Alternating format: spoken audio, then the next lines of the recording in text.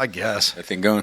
Just act natural. You don't have to be nervous about being on such a big show like this. Just pretend, that you're just hanging out with your buddies. And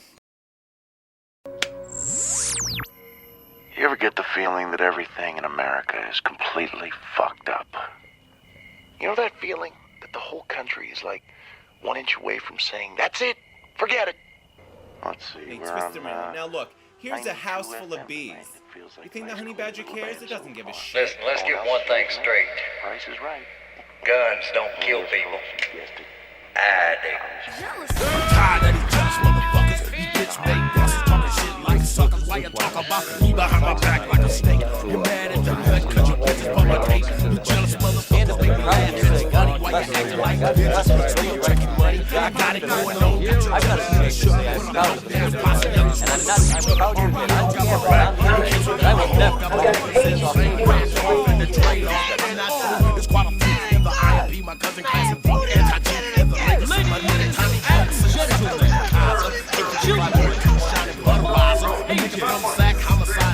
and my niggas from Vallejo E40 and the click, ripping shit up for 92 and 93. Now my tape is out.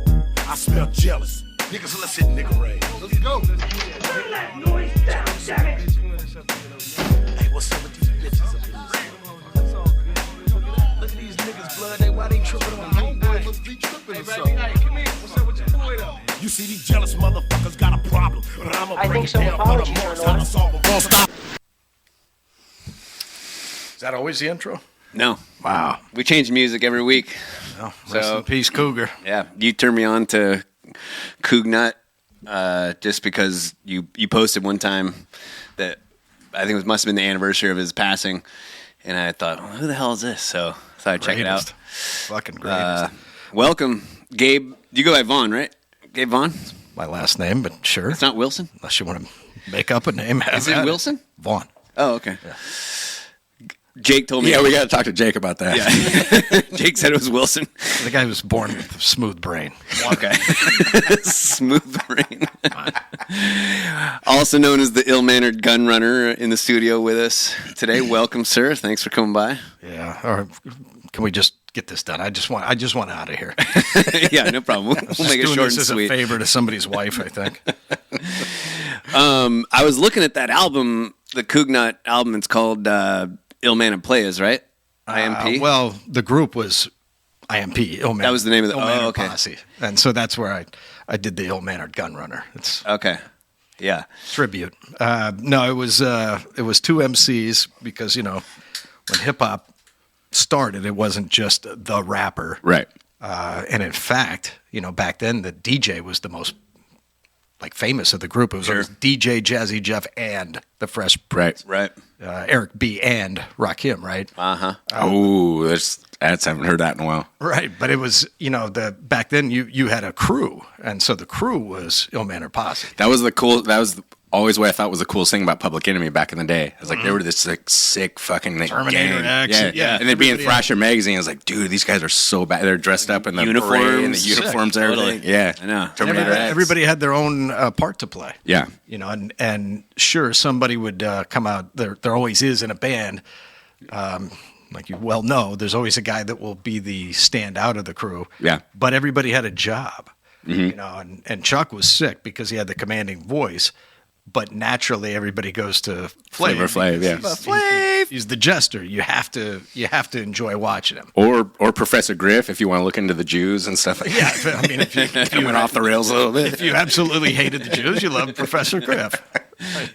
No doubt. Yeah. Was he on you had a record label, you informed me. It wasn't on it. I started it with him.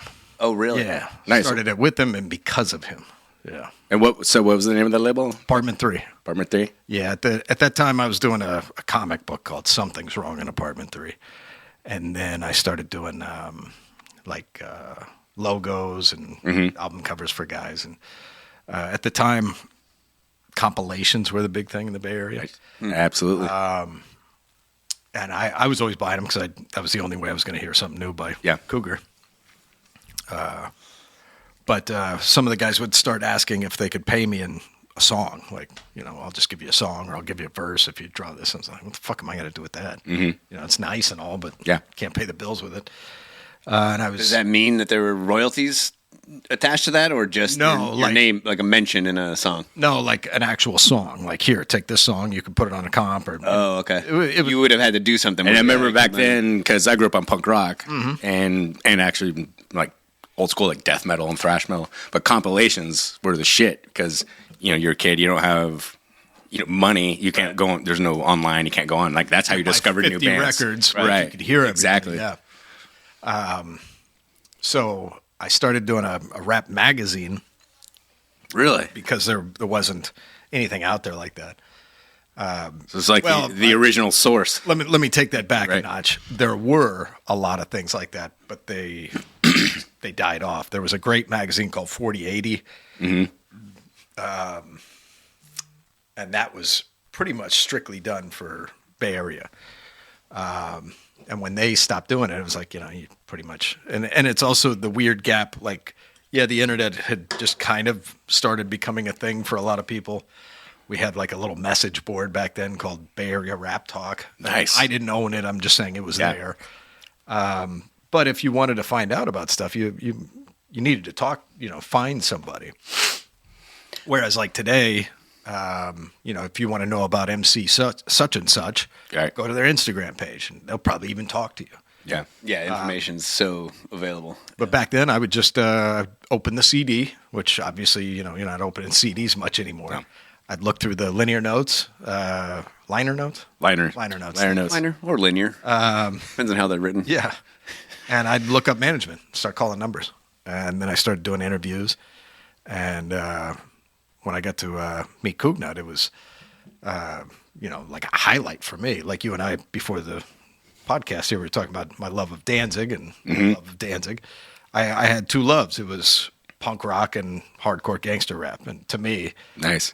It might be considered two different genres, but to me, they're not the same. They're totally not. We've talked about this before, is that because I grew up, everything stemmed from skateboarding, so punk rock. But back then, hip hop, the stuff you're talking about, was considered punk rock. They were in Thrasher magazine, so Kool Moe Dee and Ice-T and Public Enemy, all those guys, Too Short, would be in Thrasher magazine because it was all fringe and underground. Yeah, so we all considered that. Like, oh yeah, this is punk rock too. So we used to listen to The Faction just as much as we used to listen to like Public Enemy back in the day. It was all fucking underground. The races were allowed to mix back then. Yeah. For as much as they talked about like how racist everything was, it was like, fuck it, it wasn't then. In the 90s, we pretty much conquered racism. Like, let's move on. And then, I mean, obviously, 2019, they brought it all back. Of course, it was there. But it's like the more that now they try to make everything fair and this and that and say, nobody's racist. Like they're making people. It's coming off harder, whereas back then you just didn't really talk about it. And sure, things have changed for the better for certain minorities in this country, for anybody. I'd say for everybody, yeah. But for the most part, it's just a bunch of weird-ass fucking white people that have some sort of weird guilt. It's absolutely. That are just trying to change everything. So suburban white women are just almost the fucking devil. Dude. It's scary the amount of damage that they're doing in this country. Any and all of my friends of color that we talk about it, it's like, what the fuck? Matt came up with... Like, who's pining over this? Like, if you want to do something good, like do something We're good. constantly saying, like, I just always feel like I'm watching this shit from the sidelines. Like, I'm not doing this. You guys just keep going. I'm just going to watch this as a TV show. My grandpa was Native American, right? Mm-hmm. My son comes home the other day, and he said something about how they were sitting. And I was like, oh, you mean like you guys are sitting like Indian style? And he's like, no, we have to call it crisscross applesauce. Mm-hmm.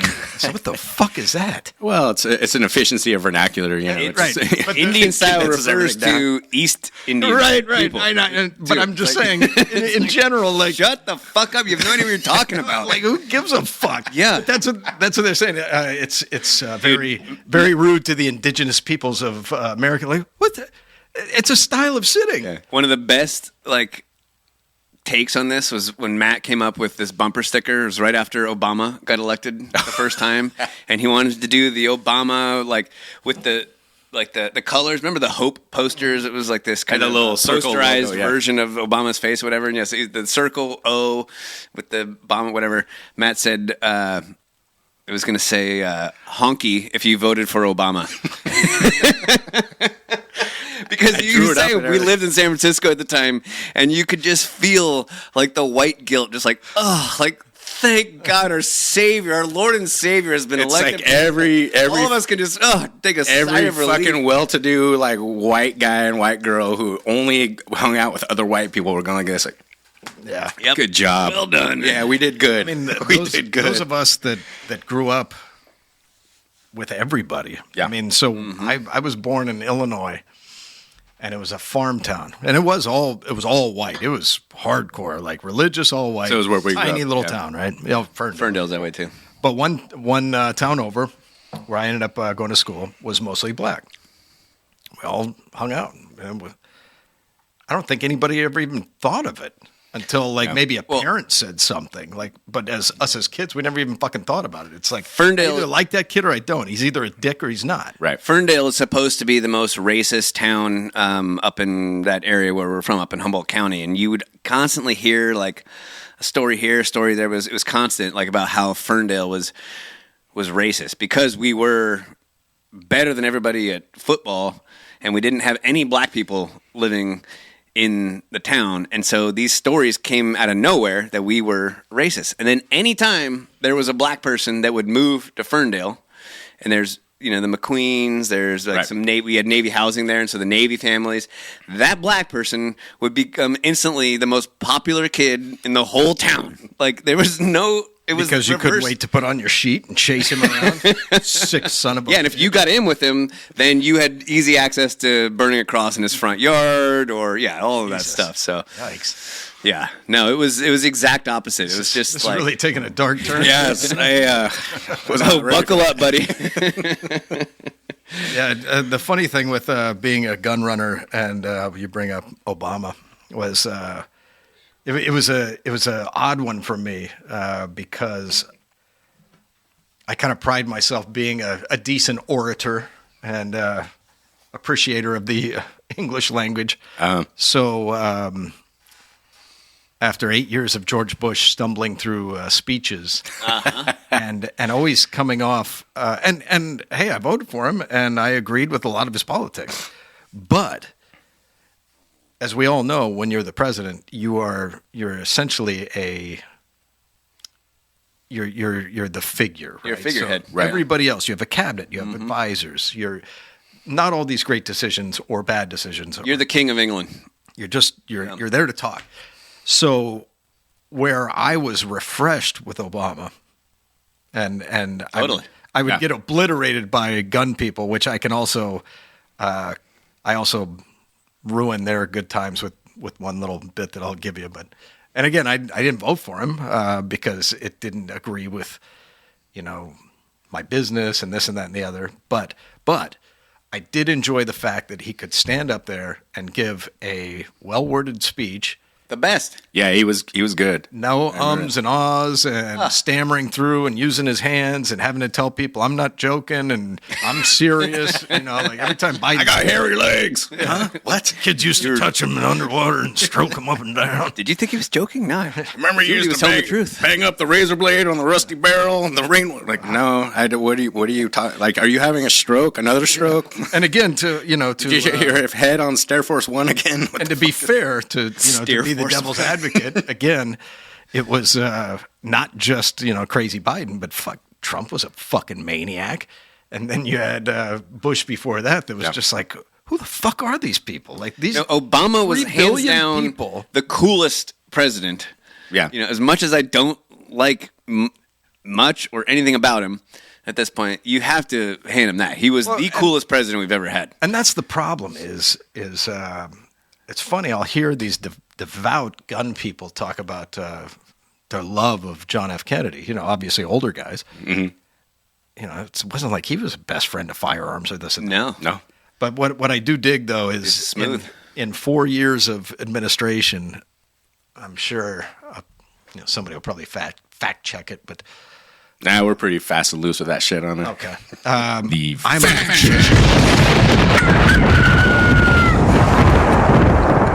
I swear to God, you ever do that? the look of disappointment on your face, I wish I had a painting of that for my living room. Dude, just let's go. Dude.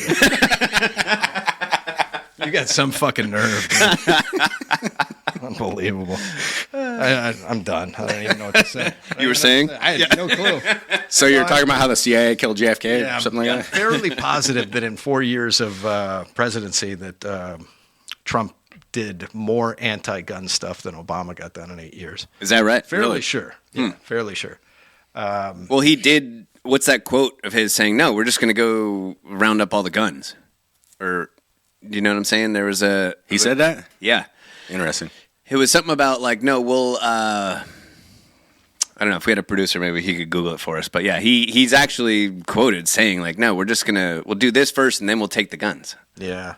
Well, I think it was more of we'll do this and worry about the laws later. It was something to Right. that effect. Okay. That sounds familiar. But my deal with him was, and again, I voted for him because there's no chance I'm voting for Hillary. And I still think about how shocked I was that night. It was like 11, 12 at night. It's like, this fucking guy won. Like, I thought it was kind of neat, right? We so that night, I think I've told this story before, but I was we had a family medical issue where we had to live in San Francisco for basically a year, and we were stayed on the UCSF campus, and then obviously an extremely liberal place, and they have these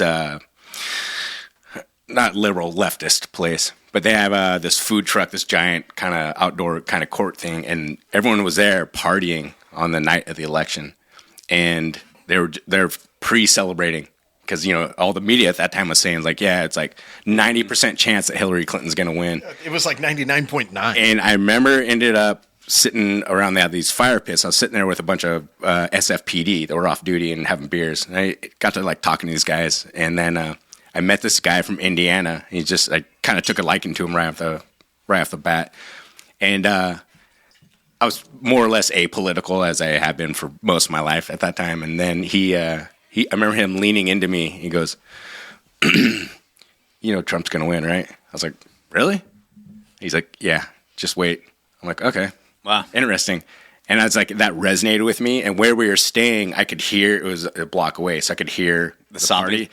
Yeah, and quieter because they had the election results on the big screen. Yeah, you can hear the party like dwindling, dwindling, and getting quiet. And I'm listening out the window. I'm like, I fucking think Trump might be winning right now. Is that people crying? Yeah, and I woke up to all these texts of like the lefty people that I knew. It was like, this is the fucking end of all times. For me, I just almost enjoy seeing chaos. So yeah, when something happens like that, totally. As a fan of thrash metal, yes, yeah. I'm with you there. Yeah, I mean that's where in the gun world it's hard. You either have to take a hard line stance, like I'm conservative as fuck, and that's the only way. Like, and to me, like it's insane.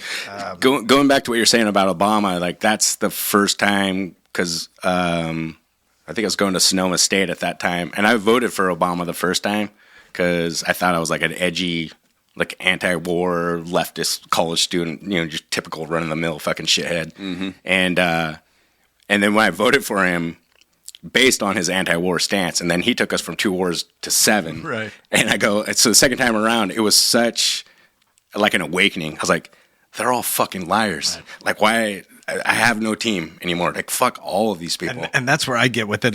It's like, it's you're the damned if you do, damned if you don't. Right. Especially in a gun store. I mean, it's an odd place. Right. It's a really cool place. Your videos that you make of the parodies of the people that come to your store are some of the fucking greatest things I've ever seen. The one thing that I love to dispel, so like people be like, that's why they call you ill-mannered gun runner, you're dick. Like, no, dude. 99.9% of the transactions are very pleasant. Right, yeah. But there's nothing funny or entertaining about a video where a guy comes in and the whole transaction's nice. Yeah. Who wants to watch that? Right. That's why the fucking news waits till the very last 30 seconds at night to tell you something good that happened. Right. Because nobody gives a fuck. You've just listened to 30 minutes of, children The being worst murdered. shit that you've ever heard. Yeah, we're in this massive drought. Gas is expensive. And, I always Timmy say- found a dog. I always say that about social media because we talked about if you look at the depression rates and the prevalence of social media in our society, and you go like, well, everyone's looking at everyone's version of their life on steroids. It's an idealized version of what's going on. You post those pictures of you and your wife on the beach in Mexico, not the argument you got in the fucking airport. Yeah. But what we all want to see is that argument. Well, that's what I'm saying. Your page is better than most of the shit on it. So that brings me to something that I really wanted to bring up here. What I've been dealing with at home, struggling with at home. My wife has been buying this bargain-based detergent, which I found out is 80% water. And I'll tell you this, shit. Matt Kelly, it's not taking care of my family's laundry needs, and it's tearing my family apart. Really? So I guess what she's trying to do is stretch our family's laundry dollar. But what I'm thinking, She's a frugal person. and back me up on this one, I'm thinking she buys the good stuff for her, right? Washes her stuff with the Tide, and then my sons and I, we get that bargain-based bullshit. Okay. So I just wanted to throw this out there. Okay, so that's fairly diabolical. I'm sure we can all agree with that. Well, let me add to this. I Okay. have zero. Is there more? I have zero proof to back this up. No. You don't need proof, right? We got what we need. yeah. We got what we need. Said enough. It's time to get to the bottom of this. The only reason that I am going off of this is I saw a commercial where this was the whole premise. Mm-hmm. And now I'm convinced, like to the point of madness. Wait, Well, if you saw it on TV, they had a commercial that played out this same scenario. Oh, you betcha. Yeah. There's Where do you think she got the idea? There's a Exactly. man and a wife sitting on a couch doing a shit ton of laundry. They had. Oh wait, the man was Well, helping with the laundry. stop. Just, This couldn't have been in America. buddy, it's 2027. Let's just calm down here, sir. Wow. Men can do things. No, so the premise is they're like an older couple, and their daughter has to move back in for reasons they don't tell us. We have Probably Putin. or she's a whore, right? So she's got kids. So now they've got like all this laundry, and to save a buck, they buy the bargain-based stuff. Well, it's not working out for them. They've realized it's 80% water in that jug. So what they've actually done is ruin their laundry dollar. So they're having to buy more and more. I mean, it's a conspiracy that goes far beyond what I can I imagine. need to look into Yeah, this. they're throwing good money after bad at this point. Yeah. Okay, let's get to the Really financially the bottom of this. irresponsible. Matt, I'll tell you this, though. Okay. And please, just hear me out on this. My wife has gone so far as to prove to me that she only buys Tide, but I'm not convinced. So, let me ask you- I bring it up no less than a baker's dozen times. Is your theory that she's trying to save money? Wait, I don't think this is a theory anymore. She doesn't even need to save the money. We make good money. I don't know Why would she be doing it? mental torture? Okay, Does she by any chance okay, have- wait. It's interesting that you brought that up. Am I wrong? Because I think you're right. In that, okay, can we agree you are someone that deals with firearms, right? That's your business. You had me at firearms. Okay, gotcha. And there is a palpable and powerful movement to ruin the Second Amendment and get guns out of people's hands. So someone like you would be a prime target. Now, would it be at all possible? I don't want to disparage anyone, but let's just, all ideas are on the table. I mean, as we always say, bad ideas are better than no Hey, ideas. let's hash it out. Okay. Is it possible that your wife's working with the federal government and has done this with a laundry detergent as basically to destroy the family structure from the inside out, much like the World Black Economic Lives Matter. Forum is doing to America right now? Yeah. A Black Lives Matter approach to the laundry. You know what? I just had an epiphany, Aaron. Guess what Janie's going to have to explain away tomorrow at her work?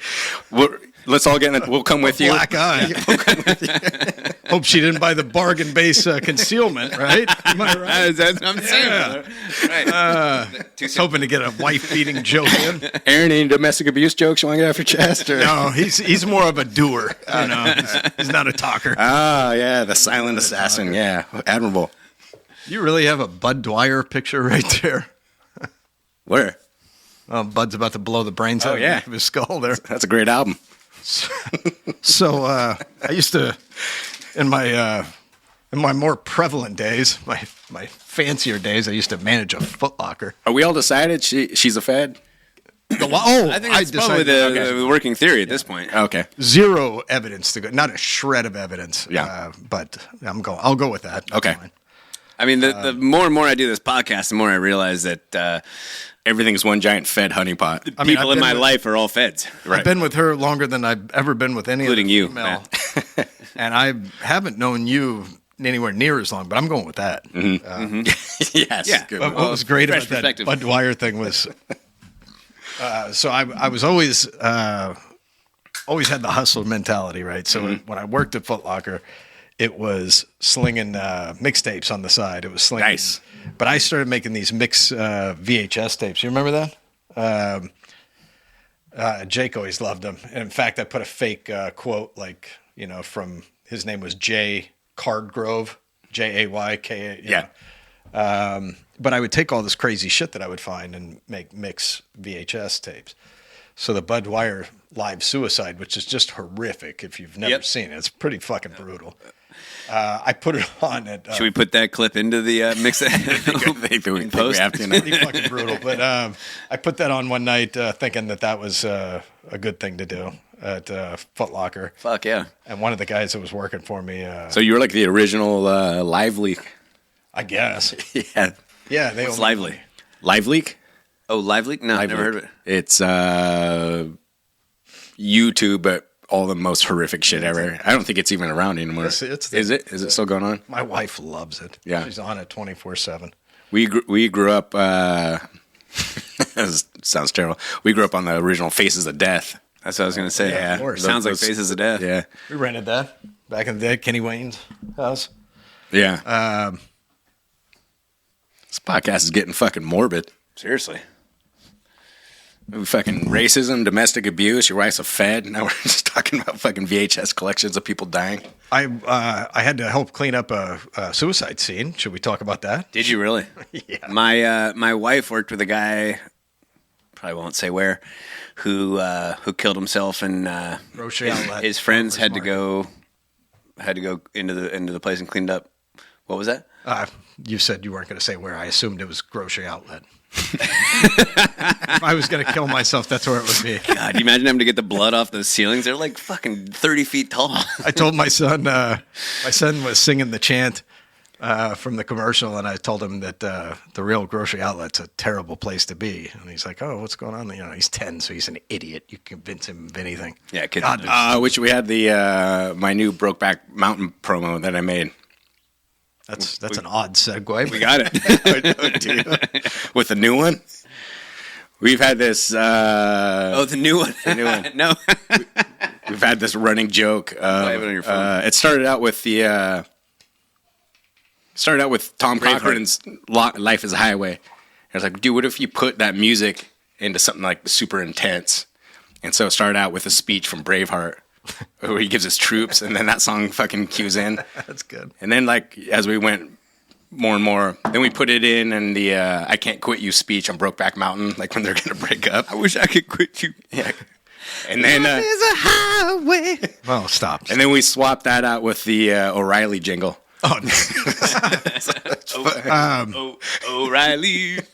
I always thought, and this is another way that I like to torture my wife around the house because, I guess that's what she married. But I'll tool around and I'll just start in like real heavy and full of soul. What's the last one I was doing? Food Max, take it to the max, maximize your shopping power. And He made a promo for that too. what I love to think about is those guys in the studio, right? And I think about the producer, like, all right, Jeff, good take, great take. Yeah. But when you're thinking about maximizing your shopping power, like really lay into that. Yeah, dude, give it some machismo. So what you're saying, I'd give anything to hear the outtakes. Like totally. the first few, like, Food Max. Something Max. So nah, man, give us some chin, like some like mid '90s like Creed. Or think, I want you to think like fighter jets flying. We over want your people head to while think. you're- We want people to think when they hear this commercial, like, fair enough, you're doing you've resigned yourself to a place in life where you're doing a commercial for a discount grocery outlet. Right. But make no mistake, lady, I will fucking lay the pipe to you at the La Quinta Inn after I cut this fucking I'm going to take it to commercials. the max. I mean, we're talking about people maximizing their dollar. Yeah. You feel me?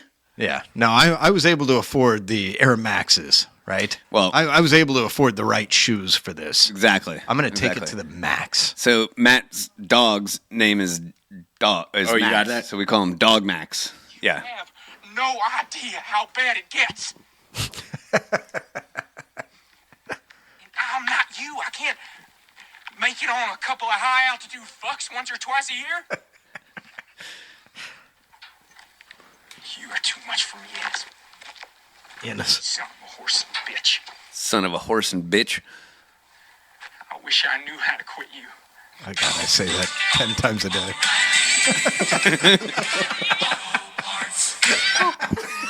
There's also a great thing. I don't know if you've ever seen it, because I have a really, really dark, sick sense of humor, right? Oh, you do? Yeah. There's the best thing I've ever seen. It's called Inappropriate Laugh Tracks. And if you've never seen that, do yourself a solid. Nice. That sounds good. So one of the funniest fucking things I've ever seen, one of my favorite movies of all time, No Country for Old Men. Nice. The scene in there, and forgive me, I got allergies today. I'm not majorly addicted to meth, I assure you. Unless A weekend thing. do you guys you got any meth? I know a guy. Okay, anyway. So Jake. yeah. So the scene where Anton Chigurh is about to cap Woody Harrelson's character. And he does the whole, if the road that brought you to this, what use was the road? The whole fucking nine, right? It's just brutal setup. He knows he's about to get murdered point blank with a shotgun. So this inappropriate laugh tracks. Right after he gets shot, the whole fucking audience, it's the Cannes studio audience laughter. I mean, I damn near pissed myself at this. And then they do one with Urkel where, you know those on sitcoms like in the 80s, 90s, like when we were growing up, you knew that you were in for like the worst episode ever when the promo would run. It'd be like, on a very special episode right. of Different Strokes. They would tackle drugs, racism, this and that. Yeah. Well, on an episode of Urkel, where you got to stare at a guy, you have to stare at this dude, right? They finally get a show on for black families to try and relate to. The dad's wonderful. The whole family's wonderful. And who the fuck becomes the breakout star? This fucking moron with the glasses and the tagline. Like, I didn't know a single black person that thought, like, I can't wait to be like Urkel. He's a fucking moron. So in this inappropriate laugh tracks, they're dealing with, on that show, somebody spray paints the N-word. And then they do that inappropriate laugh track. I mean, it's funny as fuck. It's awful. It's brutal. But again, like they do it for, there's another one where I think it was like Full House where they were dealing with like a child being abused. Jesus. And they put the laugh track. It's pretty fucking funny. Well, I was putting together that Life is a Highway thing because we did the same like gag for a couple of videos, and I set it to the death scene in Top Gun where Goose dies in the water. Dang, dude. And the fucking Life is a Highway came in, and even me watching, I was like, I should do it too. maybe too much. Red Asphalt. Remember that blood movie we had to watch? Oh, yeah, the DMV film. Look to that. Red Asphalt. Life is a highway. Okay, done. I think people could tolerate that, actually. No, I mean it's like I've always had a real dark sense of humor, and it's funny. Dude, it's funny you said that. Is I remember right before I met my wife, what was it, 12 years ago? Is I was dating a girl, and we been together for 2 weeks or something like that. But I was just like, things just aren't really clicking or whatever. But we were going for a walk, and we were walking, and she said, what do you want to do today? I was like, whatever. Like, I'm up for, it was a Saturday. and she said, "You want to go to the Peggy Sue parade?" I was like, God, I'd "No, be dead. what? Like, who does that? What are you, fucking 80?" And then she made a joke to me that I don't even remember what it was. It was just some like middle of the road, You broke up right then and there. I did. It just wasn't funny. It's not going to work. So I gave her that. Yeah. And she goes, "I got to warn you, I got a really dark sense of humor." And I just go like, "We're breaking up." Yeah.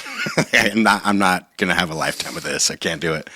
So I know the chick you're talking about. What's that? I know the chick Yes, you're you talking do. about. Sweet girl. Very nice. Yes. Yeah, very nice. What was his name? Rachel, I meant. So even if nobody else agrees, I fancy myself as a funny person with a decent sense of humor. And to me, there's nothing worse than unfunny people that say the cliche jokes. And I get them, well, and it's not just relegated to a gun store. I mean, this is Right. retail, period. Yeah. At the end of the day, You have to have a sick fucking sense of humor to work with the public. Otherwise, well, you'd fucking lose it. It goes Yeah, back further, sure. but like people always say, like, "Oh, if you hate selling guns so much, why do you?" Again, I'm trying to just entertain a little Right. bit, right? But you can apply it to everything, and with the following that I have on there, it's a lot of fucking people. I forget that sometimes, because Yeah. I just think this is just my stupid page, and I put up some guns and I sell them, and I go home and scream at my wife. The end. Yeah, kick the dog. Like a normal Call it a person. day. Well, she shouldn't be switching out the fucking detergent on you, man. What do you expect? Yeah. I don't smell the way that I want to smell. Right. I can't believe we're back on. Or I'm enraged. More right to the now. point, Shaking. your clothes don't smell like her clothes. I can't believe you. Yeah, brought exactly. this up. Hold on. Yeah, you're like, wait a second, let me smell. I cannot believe you brought. They this don't up. smell the same. Come here. I almost want to leave right You've been now. cheating that. on me? Explain With who? that. No, the fucking No. detergent is what I'm fucking I don't talking care about you right? fucking another guy. It's the detergent. I hope she's at Sephora right now buying that really heavy concealment because she is going to take a beating. Let me ask you A this. completely unwarranted beating. Well, these guys that I met said even that you. you were a Fed. I've made this up in my own fucking mind. No, but before. Just because you're calling me paranoid doesn't mean those motherfuckers are out there to get me, all right? I'm just fucking throwing it out on the table. What I love is my grandma, the sweetest woman on the fucking planet. I'm so blessed that she's still alive. My whole family lives in Illinois, though, so I never get to see her. But I know that I got most of this dark humor from her. And I've never heard her cuss in my entire life. And to me, you can be fucking hilarious without ever cussing. Sure. Brian Regan's one of my favorite comedians of all time. And it took me years. That's to the first realize guy's name that popped into my head. he actually. works clean, Yeah. right? But she, was Depression era born and worked a farm, had 5 kids, slaughtered animal. I mean, it's tough living. It's Yeah. tough. And you got to have thick skin and you got to be able to, joke about shit. I remember when they moved into town, which was, about a whole 2-minute move. She would always tell me, my next move's right over there because there's a cemetery right across the street. It's like, God, it's brutal. Love it. And then my dad, my mom and dad got divorced when I was like 5. And the old man was a quintessential 80s dude. Like Aaron knows my old man pretty well. Like just bagging broads and driving a Jeep and drinking Pabst. And, he was the dude, right? But he would play us records because that's what we had. And it would be George Carlin, which was Nice. 7 cuss words you couldn't say on TV. It was Pryor. I was going to say the old Richard Pryor stuff is the most genius yeah. comedy you've ever heard. And then, the very first movie that crazy son of a bitch took me to was Jaws. Nice. Thanks, Dad. Still fucking horrified to even take a bath. Been in the water since. But the next one was Airplane. Nice. Airplane, straight up. Yeah. And to this day, it's still, that's my voicemail. If you call it, it's Right. on there. So that's what kind of bred this humor. But prior to the gun store, I had no desire to ever own a gun store. I was always into guns, always knew about them. 4th grade, my mom gave me $1 and change to go to the book fair and buy books. And I came home with this thick one called the Guide to Modern Firearms of the whatever century, blah, blah, blah. Yep. And I just read it and enjoy it. But prior, I had a tow yard where we housed vehicular evidence, and it was brutal. Just Really? brutal shit. Purely like when you say vehicular evidence, like stuff only related to police. Awful shit. Yeah, I mean, we would get our regular rotations, which would be when they say rotations, that means that the CHP, sheriffs, local PD would have to rotate on who they would call, so they couldn't play favorites, right? Sure. So you would get your regular shit where, say, Matt got into a fender bender, we'd bring your shit in, he'd take it out in a few days, done deal. But did you have like a special reputation where they're like, okay, like Well, we had the only blood all over the inside of the car? we had the only facility. It wasn't even call us. You had to call us. It was a stranglehold essentially. So after the OJ trial, where his Bronco was left outside and it had been pilfered through, he'd have probably been convicted 50 times over if they would have been able to introduce all that evidence. There was DNA, there was everything in there, but they couldn't because so many people went through it and contaminated it. So that made it to where you had to have in-house, secured, videotaped facility. So I started in there doing that. And That's interesting, as you were saying, to go back a little bit, but as it pertains to like having a sense of humor, both my parents, my mom and my stepdad, they worked in the ER, and they had fucked up senses of humor. But what they call that, what they call it, the gallows sense of humor. Right. Like if you don't have a sense of humor about this stuff, like you'll go insane. You develop it as like a coping mechanism, where all of a sudden like everything becomes funny. And same thing, they used to play. Airplane was one of the first movies I ever saw. And we grew up on George Carlin, Richard Naked Pryor, Gun. and with the old Steve Martin. Right. It's like Oh, just yeah. bizarre. Steve Martin records. Yeah, they used to record Dr. Demento on a cassette and give it to me, and that's how I discovered punk rock. I was like, this band called Black Flag. All of a sudden, that was the only thing that would call my fucking Hank Rollins. Hank Rollins. old Hank. But yeah, no, so I was doing that, and the place was owned by this fucking maniacal moron. I won't say any names so I don't get sued, but the point being was he wanted to get out of it, and I was buying the joint. And Right. I was excited because I had no prior towing experience. I had to learn the tow calls, everything. I mean, everything was on the fly. And we had a automotive yard too with an amazing mechanic, my buddy Jesse. And I knew dick about cars, period, but I knew how to run shit from being a hustler. You just get in and you learn it. Right. Yeah. Yep. Sure. You learn what works. That's how we Entrepreneur. ended up in construction. Like I just fucking start figuring it out, dude. That's only one thing you can do. Apparently, audio visual tech. Which So now we're fucking AV That's what I'll guys. realized he tell wanted to do. anybody that'll listen. Right. And most people won't. They just want to be like, well, I see you drive a nice car. Like, must be nice. No. Yeah, you just handed that, right? Yeah, no, it's That fell out of the sky. It's 7 days, 24 fucking hours a day of hustle. Yeah. Since as long as I can remember. We talk about that all the time. The victim mentality drives me insane. It's just this. I think a lot of it is symptomatic of people that visualize any kind of success or wealth as a zero-sum game. It's like, we could all be doing this. All you got to work your fucking ass off. Yeah, it's an entitlement thing. It's, Like, if you're in a band, if you have a gun store, if you want to start a podcast, you have a construction business, whatever you're doing, there's no way around it unless you fucking get lucky with some crypto or some shit. Yeah. You got to put your head down. You got to work your fucking ass off. There's no way around that. So you see someone successful and you're just like, I don't like that guy. I should have what he has. Right. It's like, that has Why? You haven't done shit. nothing to do with it. I hear it all the fucking time. There's nothing that makes me madder when somebody says must be nice. Now, my buddy and I always tease each other with the must be nice bullshit. Yeah. But when a stranger comes in and says something like, See, I do an inverse of that. I say it to homeless people. I walk by and I'm like, Must yeah, be must nice. be Must be nice. nice, dude. man. Yeah. Fucking napping all day. I Like, feel that Free way money, now. you get to live on the street, no rent. But I mean, you get in somewhere, and I mean, if you just go in and the way that I always treated everything was, I want to own this someday. I started working at construction when I was really young, summers. The first real job I had was Safeway on 4th, which is now Grocery Outlet. before those suicides happen. Where, I mean, what is it? 9.9 out of 10 people that go there either end up raped or murdered.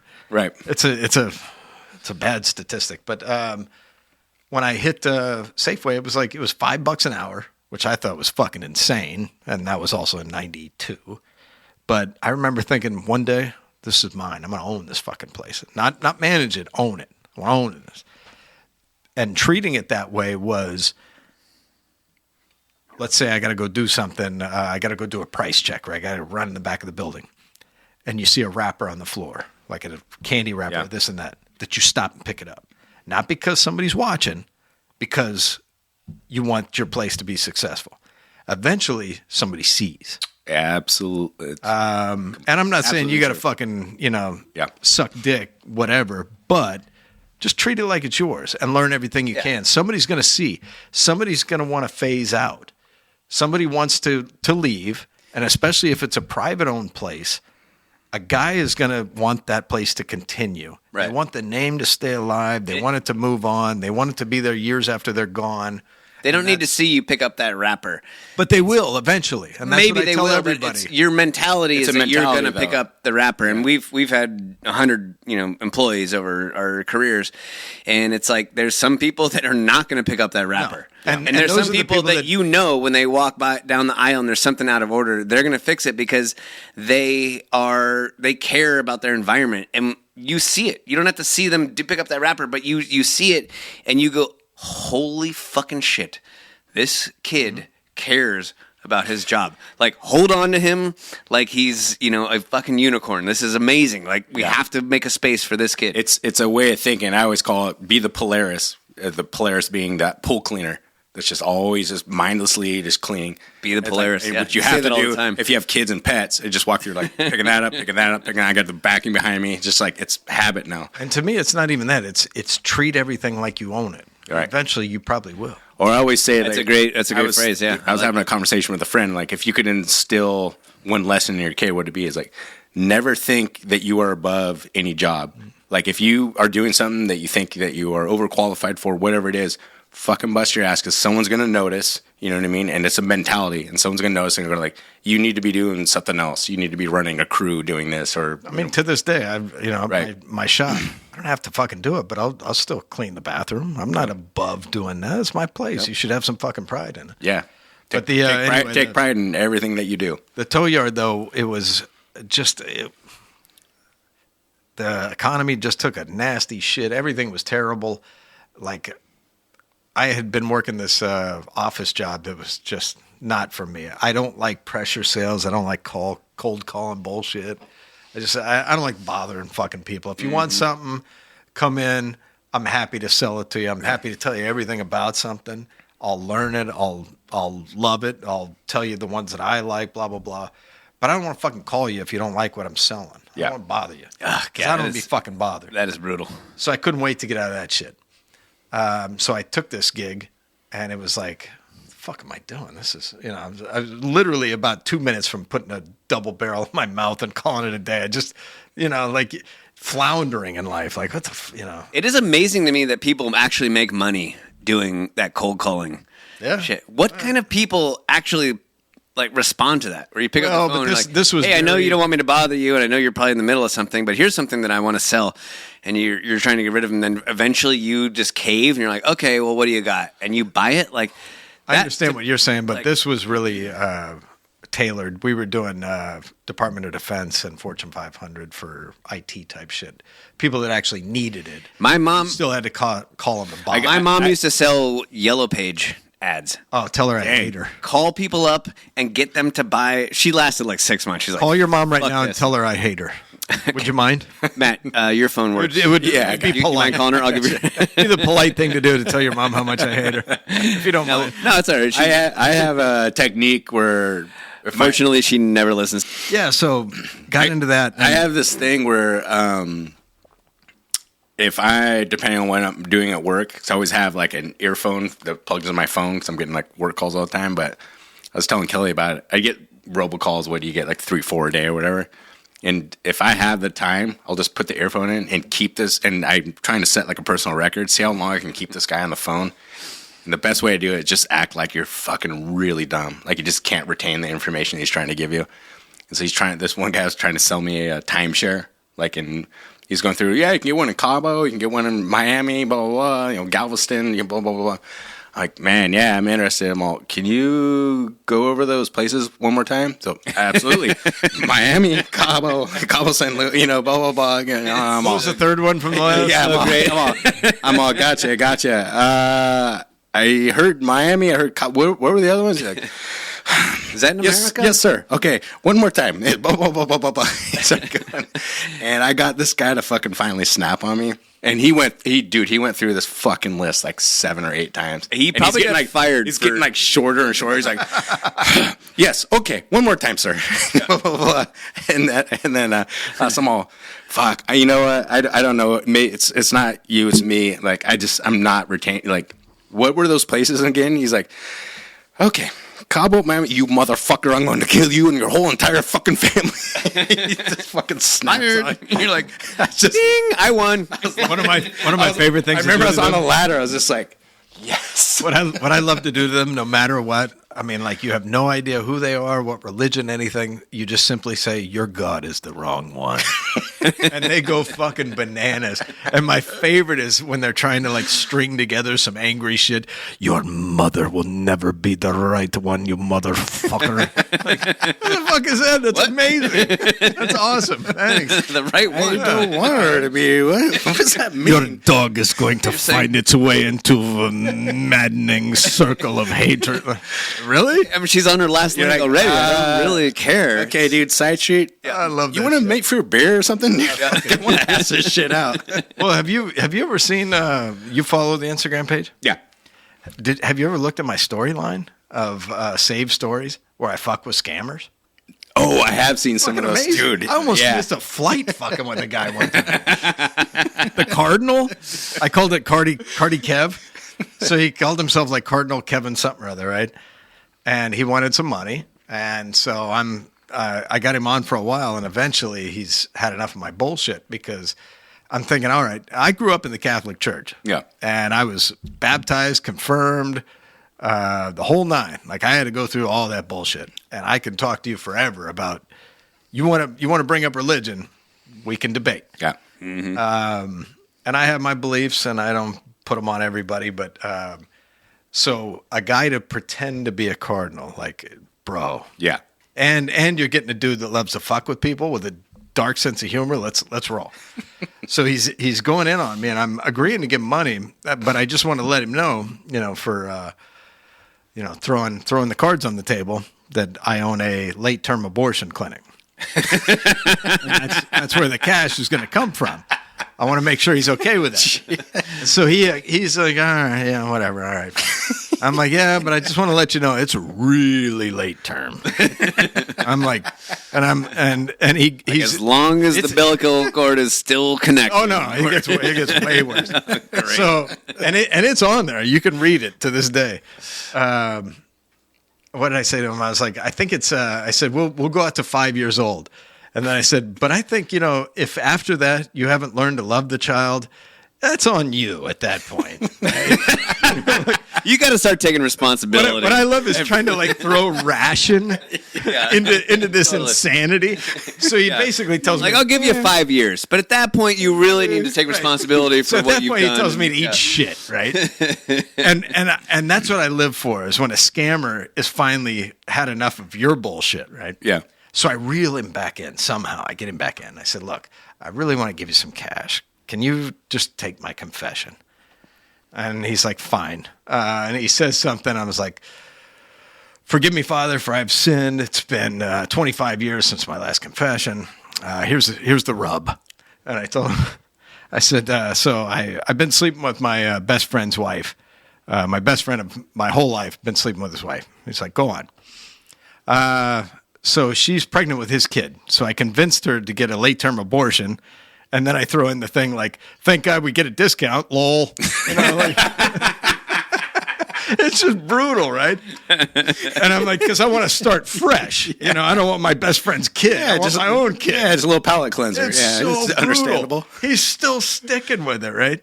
And I'm like, so here's the worst part is then we I said somehow we like killed him off to get the insurance money, and we were supposed to use that to raise his other kids but we went spending on like Eddie Money tickets. Eventually he tells me to eat shit, right? It's like, oh, it's so satisfying. That was like the best meal I've ever had, was to fuck with this dude. That's fantastic. We had a running kind of idea / theory that when they were talking about, when everyone was up in arms about Roe versus Wade, and they're talking about like 2 weeks. Who's Rover Wade? Rover Wade was before Abe Vigoda took over for the dog Barney for Barney Miller. Yeah, is there were people proposing like, well, we should have 2 weeks before birth there should still be access to abortion. Like, that's pretty rough. It's pretty fucking brutal, man. And then we talked about like, how about this? How about we meet in the middle? We'll give you that, but you can carry that 2 weeks over up until the kid's 18. So you can always hold it over the kid's head. Like, hey, mow the lawn. Hey, I still got 2 weeks. Mow the lawn. Right. I mean, I did use that one of the 2 weeks back when you were 14. You did that shit in the garage. You strong little fucker. Okay. Well done. But okay. I still have 1 week. I still got 1 week. Gives me a good idea. That little fucker at Let me home. smell your shirt. What detergent you using? So I'm positive she's using this bargain-based detergent. I just want to keep... It only makes sense. This is kind of straight Occam's razor. Pieces shit. are all falling into Hey, place. the best part of this is, I swear to God, all jokes aside, I have been laying into her about this day after day for the last 2 weeks solid. And now I've got the 10-year-old in on it. Did I not fucking...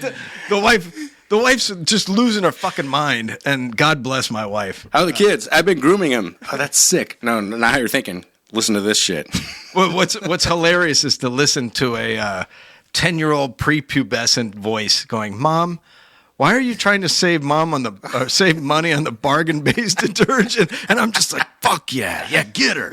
Like, what has she done wrong to me except make dinner and be she's a loving wife? I'm not trying to save money. I don't give a shit about saving money. I just spend it like crazy, like a drunken sailor. So here's the absolute fucking batshit maniac that she married. The fucking full-blown degenerate psychopath that she married. I bought a sweatshirt from the good folks at Rebel 8. That's Rebel 8 in San Francisco. And I couldn't find it, right? The wife does all the laundry. So naturally, I accuse her of losing my sweatshirt, my beloved sweatshirt. Yeah. It's 65 or 85 bucks, whatever it was. Let's just go 85. Let's go high. Mm-hmm. I'm accusing her daily. Where the fuck is my sweatshirt? Where is my sweatshirt? Where is my sweatshirt, lady? She has no clue. She's trying her best.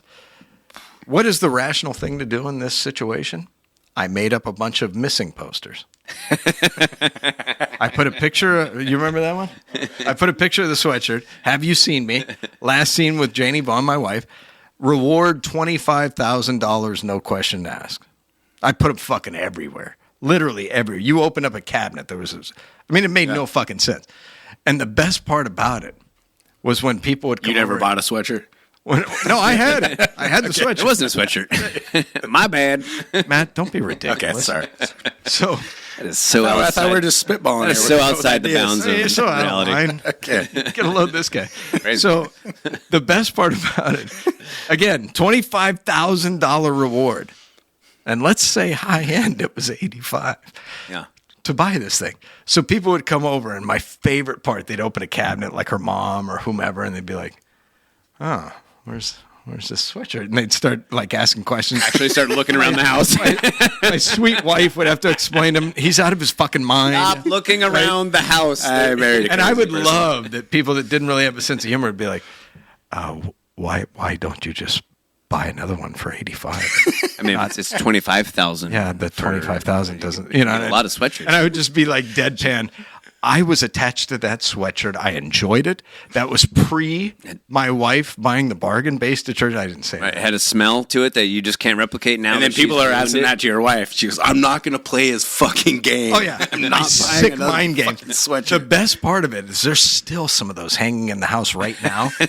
That she hasn't discovered? Well, it's at our old house that we're getting ready to sell. Right. And I got my buddy Ryan over there painting, and I know he's seen him. Yeah. And he hasn't said anything. He just must be over there like, this guy, Dude. I can't believe I work for this fucking psycho. Dude, we got to get one of those and frame it and put it up here in the Absolutely. studio. Can you hook us up with one The of absolute his best, posters? the best part of this, the fucking coup de grace of this whole story. It was in my trunk the whole time. And of course, I know. Well, And after I found it, I walk in and I tell the wife, "Hey, it was in the car. Don't bring it up again ever." Yeah. Can you take those flyers down? Oh no, they're still up. Yeah, you might want to take those flyers down before the paint comes off of the tape. God, I'm the greatest. I'm the Yeah. best. Gabe, Imagine living with me. Jesus. you know who David the Iceman Letizia is? No, and I don't care. Well, on We're off to a good start. May 6th, Oh, you're gonna tell me anyway. I'm going to tell you. May 6th is Iceman Day. We're coining it now for the first time. Mm-hmm. I'd like to get your take. What do you think of this guy? I don't know. I have to pee. Oh, go ahead. Right. You want me to show you the video first? Hey, I guess. we can move the cameras in there. Can you? Yeah. Would you mind? Yeah. I'd like you guys to get a It's picture. already set up. Yeah. Oh, okay. Yeah, we got Behind that. the mirror. Shooting range, complete with pulley system to set the target. Yeah, A bunker, in an underground shooting range, an arsenal of high-powered Yeah, it is. firearms right in suburban Perth. It's just incredible. The stash also included a 50 caliber rifle with ammo, a weapon designed to penetrate armoured vehicles, even buildings. We also found a suppressor, suppressors, which are like a silencer. That's illegal. Body armour, illegal. Unsecured ammunition and unlicensed ammunition, illegal. Across Australia, it's the fear of police that guns like these can and do end up in criminal hands. My heart sinks every time I see a firearms burglary where more than 10, sometimes 20 and 30 firearms are being taken from a house. The bunker builder, there in the orange shirt, former professional fighter David Iceman Letizia, pleading guilty to several firearms charges. He was fined just over $3,000 with the weapons destroyed. He's also been charged with building it without council approval. That the government actually has control over. Real sick shit. Yeah, I know. You know what I love about saying that I got to take a piss is when Matt gets up to go, and then Aaron gets up to go. Can we just turn it off for a second? I can go. Yes. Can we? Well, not till Aaron comes out, but Yeah, you guys can go. You can I can't go into a different bathroom in your home. You can just go cross streams with Aaron. Can't be the first time. Oh, that's some fucking podunk shit you guys got going. He doesn't have another bathroom in this house. It's 4,000 square feet, one bathroom. Jesus, my grandma wouldn't like that. I hate God. Oh. What was great was on a side note, my grandma took me when I was real little. I wanted to go buy the Twisted Sister album. Stay Hungry. No, I think it was the one right after. But she took a look at it and she's like, "There's no way this is devil music." And I thought it was devil music. And then you find out years later that Dee Snider was a devout Catholic. Yep. And the song "You're Gonna Burn in Hell" was "You're gonna burn in hell if you're a shit person." I remember. Morally uplifting music. I mean, it's so amazing to find, or like Dawkins or Stryper, whoever it was, who's Right. Catholic or Christian. I remember, which is kind of ironic, but I knew my grandma's grocery shopping days, which was Thursday. And then I would always try to plan it so I could go with her because next door to at that time it was called Food Mart, where she did her grocery shopping, was a tape store. Food Mart, take it to the Mart. Maximize your Martin Palmer. That's fun. And then I'd ask her if I could go in and buy a tape. She goes, "Yeah, you can go in and buy a tape." But this is at the time where there were the warning labels on the albums. Oh, every one of them. She goes, "You can't buy anything that has the PMRC label on it, the warning label." Well, fair enough. I went in there, and we're speaking of compilations earlier. You're fucking kidding. Yeah, Are you fucking shitting me? Kate, you got to pee at all? I'm going out of here. Hey, I'm going out of here, dude. Do you have another bathroom? Yes, I'm going out of here. Fuck you guys. Fucking pieces of shit. Fucking podcast sucks. Intermission. We can't solve a problem without first identifying it. And the problem in our country right now?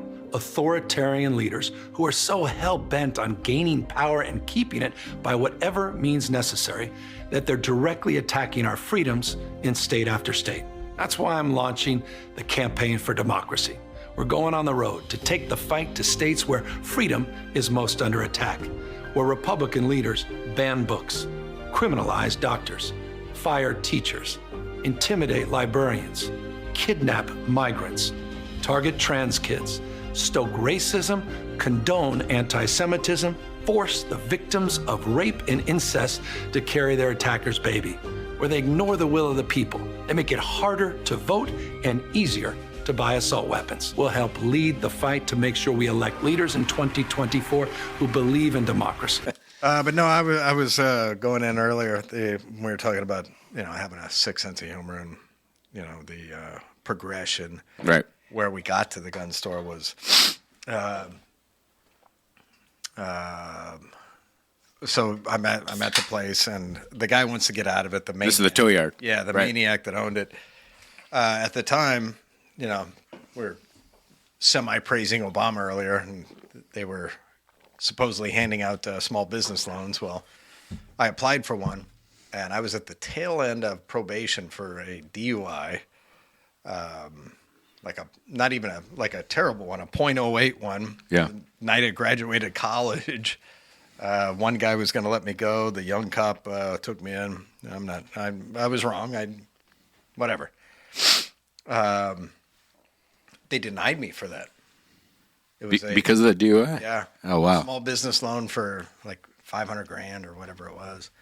Wasn't even huge. Yeah. The money we made, I would have been able to pay it back pretty fast. And I was livid. I was just beside myself. Again, just like, ready to fucking fashion it. I hate that because they took you in on the .08 on the night you graduated college. And you actually committed fuck? the only crime you committed was like a data crime, right? You didn't do anything wrong. You didn't, I assume. Check me if I'm wrong. You didn't run anyone over. You didn't break any laws. But I mean, no, he killed someone. But I'm saying like at yeah, but still, .08. .08. I mean, you're allowed to kill someone. But hey, that's the law. I broke it. I own it. There was many times that I drove before that I deserved one, and that's how I took it. Never since though. No, not like that. Because of that, or yep. Well, fuck yeah. Yeah. Yeah, that'll leave a mark, huh? Yeah, and I mean, like that's just how I looked at it. I remember the next day it was like, the woe is me bullshit of, because I really did. I waited in the city for a while. That's where I was going to college. I drank a bunch of water, thought I was, I thought I was okay. You probably were okay. I was. But passed the number is every not test. .09, it's Yeah. .08. They could have given me a wet and right. Hey, regardless, that was the law. I broke it. I own it. Yeah. But I thought it was just fucking batshit that they were touting all this, we're giving small business loans and I couldn't get it. And again, it was just like the rug was pulled out. Yeah. And my piss drinking whore ex-wife. Is that an Irish name or say something? Her uncle, I think through marriage, was just one of the sweetest guys I'd ever met. He owned a gun store. He didn't work it. And he and I just became really close. Like, again, I was taken away from my dad when I was very young. Essentially, it would have been kidnapping in this day and age. My stepdad was the biggest piece of shit in the world. So this guy was like a father to me. I've got him tattooed right here. Mm-hmm. Loved the guy to death. Spent a lot of time together. And after that fell through, he's like, why don't you buy my gun store? I'm thinking, like, I don't know nothing about selling guns. Absolutely dick.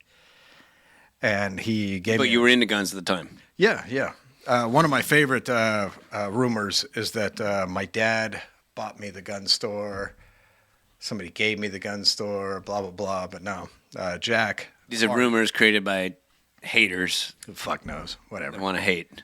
It's funny to me. It is amazing the amount of just elitism and hate in the gun community is astounding to me. It's amazing. There's a select few owners that I really get a kick out of.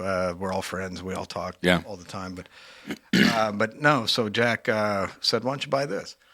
And he wanted $25,000. And I didn't even know what the term was at the time when he said it's for the blue sky, the name and the blue sky. And what he meant was you're buying the business, the title, and the fixtures, the furniture, whatever. Everything. All right. Well, shit. That's pretty fucking. We were excited. We didn't know what the fuck we were doing, and we took out a loan for $25 to buy merchandise. So we sat there for months, just hemorrhaging money. Like I just had no clue. And I remember. Is this in that location by the bait shop? Yeah, exactly. So like people would come in and be like, "Hey, the last guy that was here," because Jack had people working for him that were ripping him off. They'd be like, "Well, do you mind? What year was this that you bought it?" Fuck, early 2000s. I forget. It's been almost 20 years. Okay. Yeah. Well, it's on the north side of 20 years. Okay. But like people would come in and be like, "Hey, I gave such and such that worked here, $600 for ammo and blah blah blah." Like, fuck, I'd have to come out of pocket. Like, you don't want that on your bad name or whatever. But yeah, we were just tanking. Marriage was tanking everything. But what I was doing was, again, we were going through like a shitty financial, the housing market tanked. The condo we bought for $330,000 was worth like $50 or some shit. Something in my gut kept telling me like, well, why don't you offer to do trade? Because on a farm, like I don't ever remember seeing my grandpa on my mom's side of the family ever use cash for anything. Yeah. My dad's dad, the Indian dude, always worked jobs, so he always had cash. He always reminded me like an old like mafioso, like he was tipping people and he had a tattoo and it just didn't look right back there. Sure. Had his neck slit in a bar fight type shit, right? Awesome. But my mom's dad was old school farmer, went to the Navy, never knew how to swim, just crazy shit, right? But he would always trade. He would always barter. Like when the sweet corn would come in, then he would go trade it for like peaches. When we'd get rid of the cattle, he'd trade it for this or that. So it was something like that that just made me start thinking. So guys would come in, they'd look at these guns. And what Jack let me do, God bless him, was I kept all of his inventory in there. And he would let me sell it all and let me keep 10% and give him the rest, right? Which was very sweet of him because that kept us moving. But a lot of the shit he had was these very expensive vintage shotguns, over and unders, Dreilings, they were called, 3-barrel German guns. I referred to them as retirement guns, because the old guys would come in and buy them. So I started telling guys, like, hey, if you don't have money, I'll take trade, coins, silver, gold, whatever. And that started working. And these guys would start bringing in these bags of silver, like. Oh, nice. Wow. So anything prior to 1964, if people don't know, in American currency was 90% silver. Right.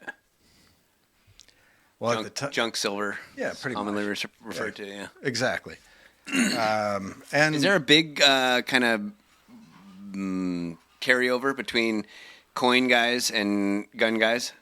It's just, it's collection stuff. It is, like right? I'm a big vintage comic collector. Okay. It's widgets. It's the term widget. It doesn't matter what it is. It's this right here. If this has a value, there's a market for it. But you have to know your market.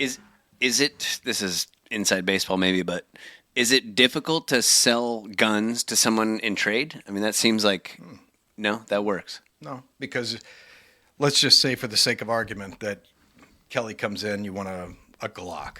Let's say we've agreed that the Glock is $500. You're going to give me $500 in trade, right? Well, I still have to pay taxes. So I'm just going to pretend that you gave me cash, and I'm going to pay the tax on whatever you gave me. Right. Yeah. No, it's easy. There's like pawn issues and shit involved with it, but whatever.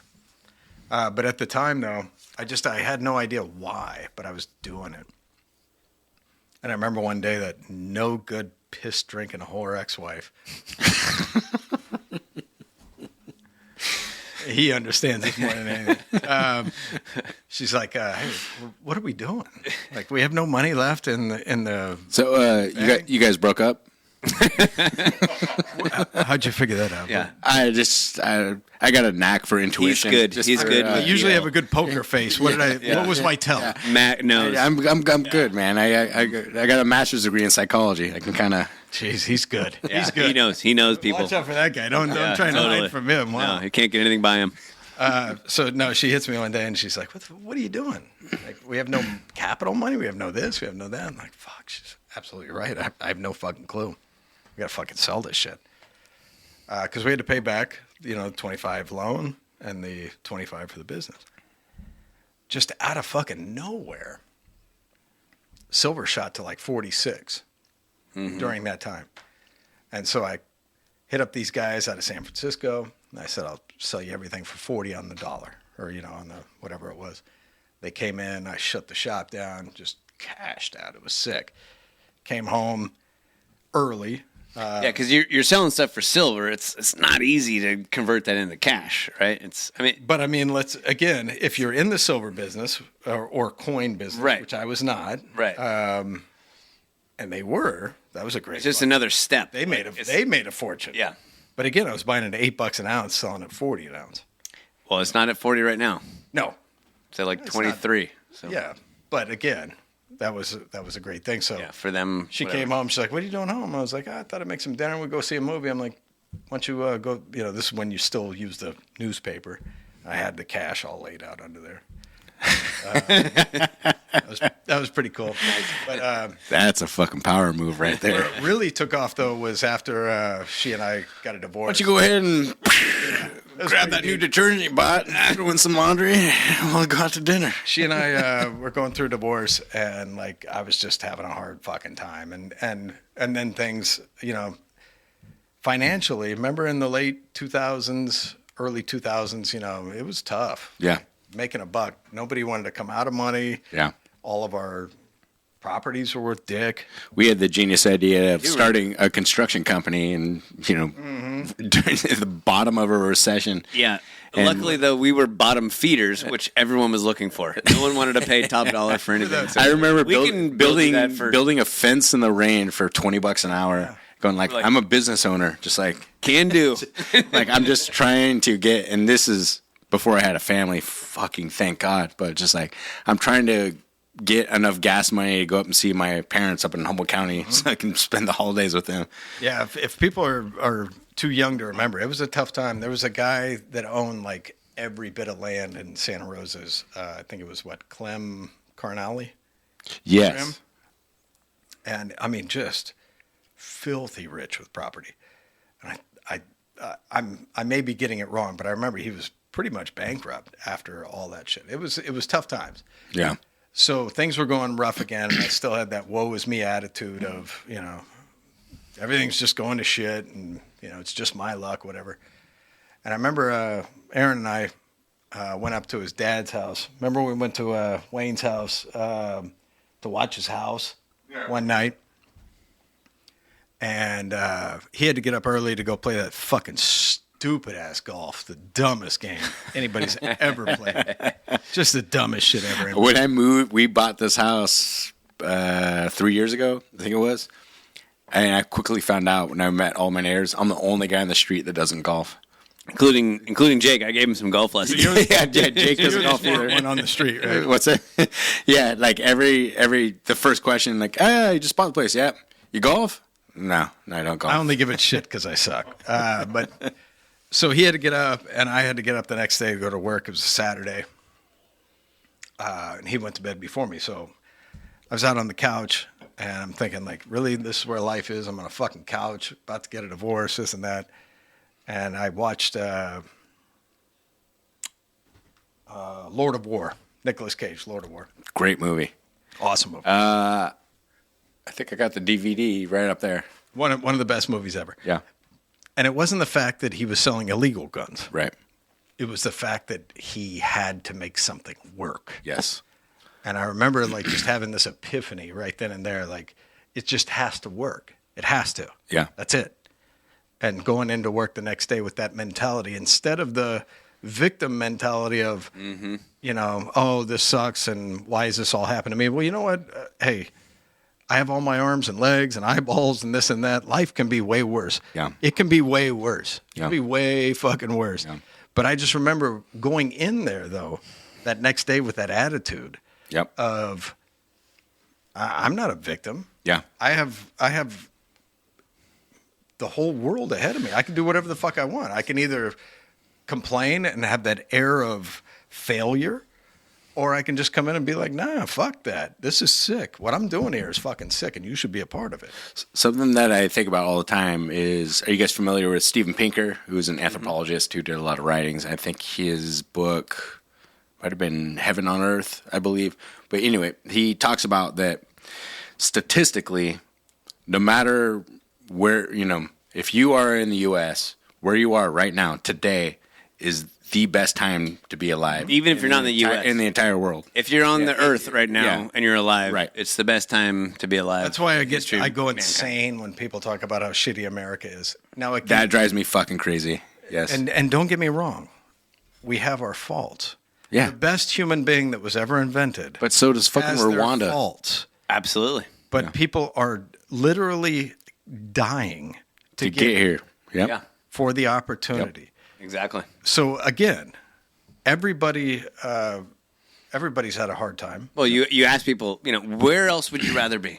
Name one place that's better than America in 2024. Yeah. And I'm not too insane to think that certain folks in our society have had it worse. They have. Yeah. And they have been marginalized and this and that. But that exists in every country. It's exacerbated and it's way worse too. Yeah. You always can find someone that obviously has had a worse life. But you have the single best opportunity in this country out of anywhere else. Absolutely. 100%. And again, this is where I go insane, like on my social media platform. You can say something so simple as I like apples. The next 15 comments, oh, so you don't like oranges, dick? You're a piece of shit, you fucking bitch. Like, I'm just saying I like apples. Yeah. All right? How dare you? Right. We live in a profoundly disturbed and sick society that's getting worse. What's your relationship with social media like? Do you do it for fun or do you do it for your business? Because when I look at what you post, it's amazing to me. I love your Instagram. It's fucking awesome. I love it for the guns. I love looking at the guns that you post, and I also love the commentary that you do. This is probably not your most poignant moment, like content wise, but when you and Roy, who works at the shop, and you guys did the skit about people that couldn't just retain what your guys' business hours were, was one of the most amazing. I remember sending that to people. Like, do you do it for hilarious. the just the joy of like performing and just putting that out there, or is it all about building business? So many facets to it because it's so entertaining. It's to me, it's just pure gold. I just like geek out on your Instagram. Guys, mostly guys. We get a ton of females too, but mainly guys will come in and they'll ask a question and they'll say, I don't want to end up on your page for asking a dumb question. It's like, no, wait a minute. I want you to come in and I want you to ask as many questions as I just had a conversation. A buddy of mine wants to come into your shop and buy a gun, and he was like, I'm a little nervous because I don't want to. I was like, dude, no, that makes me insane. That's not the shop. His shop is not the arrogant, you have to know something about guns not at all. Or you're going to get ridiculed. Oh, really? Oh, because I told him, dude, the dude's a fucking prick, man. Yeah. You want to go school? I hate him too. No, but if you notice the way you walk in and you say, I've never bought a gun before. I've never handled a gun. Or I have one gun, but I don't really know much about guns, and I want to... The guys at Sportsman's Arms are going to treat you like their best friend. They want you to love guns. They want you to appreciate what they have to offer. They're going to give you... everything that you need to walk out of there happy. They're not going to be pricks like the guys that Matt and I both surf, and every surf shop you go into, with the exception of a few, treats you like you're an idiot because you don't know, right. It's what the tide is that day or something. You have to be a part of this. Yeah. I build a precision rifle. Like, it's like, I want to learn how it actually works. Mm-hmm. I'm going to build it piece by piece. And I went on all these like gun forums, and coming from punk rock, which is the most elitist pricks in the world, I'm like, holy shit, dude, I wasn't ready for the fucking... Hoobastank was punk rock? All right, we going there? First time that was mentioned on the podcast. Man, I always turn the channel when I came on. I had to get one dig in. Yeah, no, but well played, dude. It really does. It drives me batshit. So again, they see the videos of that. You have to try hard for us to really get in on you. So what you're coming into is, and remember, I owned a. Well, you got to be a prick, right? For you guys to really come in on, to react, you have to be an arrogant. Right. Person. So when people come in and say that, but that stuff does make for good entertainment. It does, absolutely. It's fucking hilarious. That's, I mean, again, if I put up a video where Matt or you walk in and you say, I want this Glock, and everything goes well, and I shake your hand and you leave, it's going to have 10 views, and people are going to be like, can't you put up the jerk ones again? You know, I mean, those are just the funny ones. You don't watch reality shows where everything goes good. Right. It's staged to where there's always a problem and a quick resolution when they come back from the fucking commercial. Yeah. No, you have to try hard. You have to be the fucking world's biggest dick. There's shit where, so again, when you come in, I truly have a passion, and I anybody that works for me, it's the same thing. I tell everybody, I want you to walk this person through. I don't want you to influence them. If they come in and they want a certain gun that sucks dick, I want you to tell them why it sucks dick, why we don't carry it, and then show them something that maybe they might like. And if they insist on the other one, okay, I'm sorry, we don't carry those. You might try, that fucking big box nonsense. Mm-hmm. But I want you to know why. And the reason being, too, is I don't want to sell you something and you go out and you're excited, and the first day you go to shoot it, you go to the range, you pay your money, you buy your fucking headphones, you buy the ammo, and it goes, and it doesn't work. And then you come back to me and say, why the fuck did you sell this to me? No, I want you to go out, I want you to have the time of your life, come back and say, this was fucking a blast. I brought my dad with me this time. Like, you brought your dad. I brought my son, I brought this, whatever. That's what I want to have happen. Mm-hmm. And again, there are the lowest of the low, the bottom feeder type folks that just want the best bargain on everything. They want to have, they're the, what I would call the Golden Corral folks. So if I go to a restaurant, maybe I want to have less, but I want it to be really good. And then there's the folks that just want to have a bunch of shit. And that's fine too. I don't mind that. You ain't getting that there. Yeah. I'm going to try and give you what I think is the best of the best. Do you get people that come in and are anticipating, like, they don't want to seem like they've never shot a gun before. They don't want to seem like they're inexperienced, and so they give you kind of attitude to make them... No. It's the guys that actually do have a little experience that give the most attitude. The people that come in that know the least are the sweetest. Yeah. Because, again, I got a guy that works at Cliff, the sweetest fucking dude you'd ever meet in your life, and he will sit there with the patience of fucking Job and show you every fucking thing we have. Mm-hmm. Roy, the sweet. I mean, as much as I talk shit to him, that's the joke. Mm-hmm. That's my favorite part is when Roy's awesome, man. Roy's the best. I remember meeting that guy, like, I love this dude. Yeah. Nicest fucking dude, and one of the smartest dudes you'll ever meet. Yeah. Like, just smarter than shit. And that's why, like, when I give him a bunch of shit online, I always love it. People message me like, if you hate him so much, why don't you fire him? Why are you so mean to Roy? Dude, that's the joke. Well, of course. Well, that's what we were talking about. Like, that's how dudes treat each other. Like, are you serious? If I started treating him nicely... Dude, if Kelly walked in here like, I like those jeans, man. He'd be like, what the fuck did you just say to me? Right. My buddy Gustavo works there to help out on Fridays and Saturdays. We give him shit nonstop. But if he walks in and saying, like, dude, would your Benoit balls fall out? What's going on with your fucking jeans there? He goes, that's my man. I've always told everybody, if I'm not being super mean to you, that means I don't like you. Yeah. Exactly. If I'm not saying something horrifying to you, I probably don't like you. That's why I was sending screenshots to text Kelly when we actually did think he was dying. But then, but he goes, you know what? I know. It could still happen. It's, well, fingers crossed. We got a betting pool. but we he said, he goes, if you guys weren't saying this to me, like I'd be legitimately worried, like that you guys actually thought I was dying. Yeah. No, but what you were saying about the Instagram. So prior to my life in any of it, I was an artist, animation major. You have a degree in fine art, right? Fine arts, yeah. Yeah. Was always a good artist since I was a kid. What I really started getting a passion for later was photography. I had to take some bullshit photography class that I did not want to take. Just did not want to fucking do it. In fact, I was pissed. I protested the whole fucking time. And then after I got into it, the instructor was like, fuck, you got a knack for it. You've been doing this for 1,000 years. No. Mm-mm. I'm just gifted. Well, I mean, I'm not trying to do all that, but I was good at it. Obviously you were. So I had back when MySpace was big and I had my rap label, I had a massive following. It was like 500,000 people on there.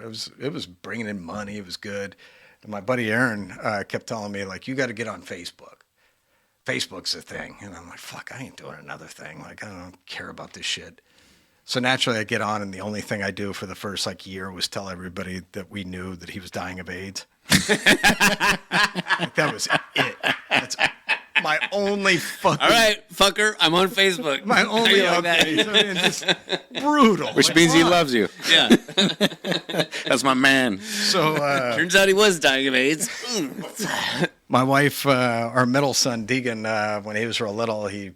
or I don't know, he's about 10 or 11. He's like, you got to go onto Instagram, blah, blah, blah. You know, I'm like, whatever. So I'll do a little Instagram, something we could do together. And then all of a sudden it was like, 10,000 followers, 20,000 each week. He was all excited. Like, I can't believe you're at 30, 40, and as he got older, I'd show him like, dude, we're at 100. And well, that's fucking great. Fuck you.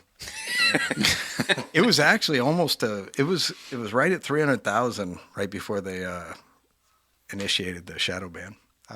For ill-mannered gun runner? Uh-huh. Yeah. Do you know what the shadow ban was about? Anybody that did guns or whatever they didn't like. But we would mention it back then, and people would say, you're paranoid. I'm like, no, it's legitimate. Yeah. Like, my own wife can't find me. Have you noticed that there is because would you consider yourself politically to be on the right? I'm dead middle, man. Okay. Would you notice?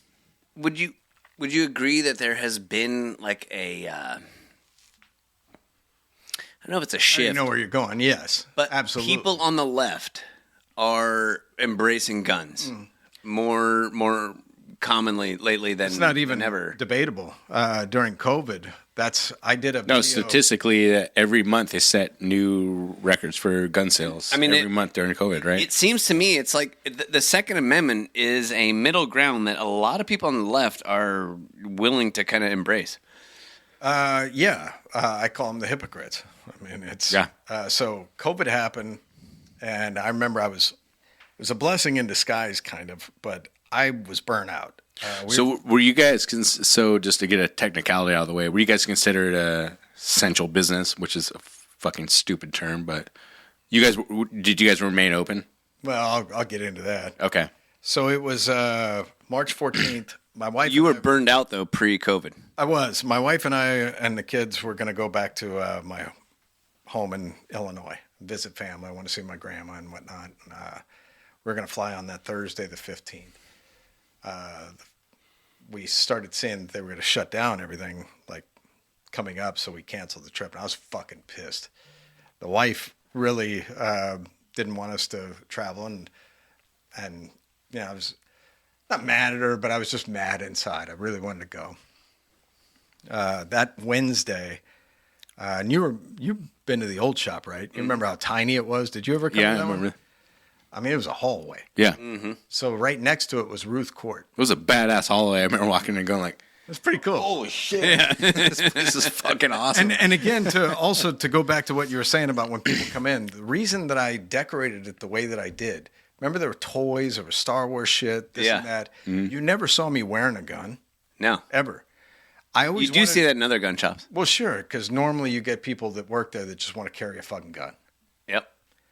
which is fine. Mm-hmm. But it does something mentally, even if you don't acknowledge it. If I've got one on and you don't, it does something. It's a little bit of a power I just want everybody to dynamic. think when they walk in, like, hey, I'm just one of you. We're good. I've got one. We can rock and roll if things get greasy, but I've got 1,000. It's like talking to someone with cauliflower ears. You're like, right. Yeah. Do you really want to push the issue? Choose your jokes carefully here. Right? Except Jacob. Man, that guy's a moron. Just the dumbest. Ironically, does not have cauliflower ear. It's because he's paid for his black belt. The guy's a piece of shit. Jacob Hardgrove, everybody. Jacob Hardgrove. Fight him whenever you see You want to him. give out his address too? I would. But no, that March 14th, I was working alone, which I normally did. And This is what year? This is COVID? 2020. Yeah. Okay. March 14th, 2020. Yeah, so right. First dab day that smack they beginning shut of everything COVID. down. Yeah. I get to work, and it was common to have maybe one or two people waiting for you to open. Yeah. I get to work, and there's a fucking line going up the street. I remember hearing about that. And you're I like, got nowhere to park. we're going to need some backup. I didn't even know it was for me. Right. We're going to need your I thought Like there was fucking like, bait shops going off right now. honestly, I thought, like, is there some fucking butter and egg bullshit going on today? Sale on night crawlers? COVID. So I had to ask somebody. I said, "You mind moving so I can like get in here?" Yeah. And so I go in, and as I'm walking, I'm like, "Fuck, they're here." And I'm like, "You're all here for me?" Yeah. Like, Yeah. I said, "For guns." Yeah. All right. I remember Jake and I come down to the shop one Saturday, I think it was. I probably got you in after hours, maybe, or something. No, we came down. You made him wait. right there when you opened. He was shit. barking at me because I was running late. He's like, "Dude, there's gonna be a huge fucking line." It wasn't too hectic. I'm not going to say this to like, to brag about the money, but just to illustrate how crazy it was.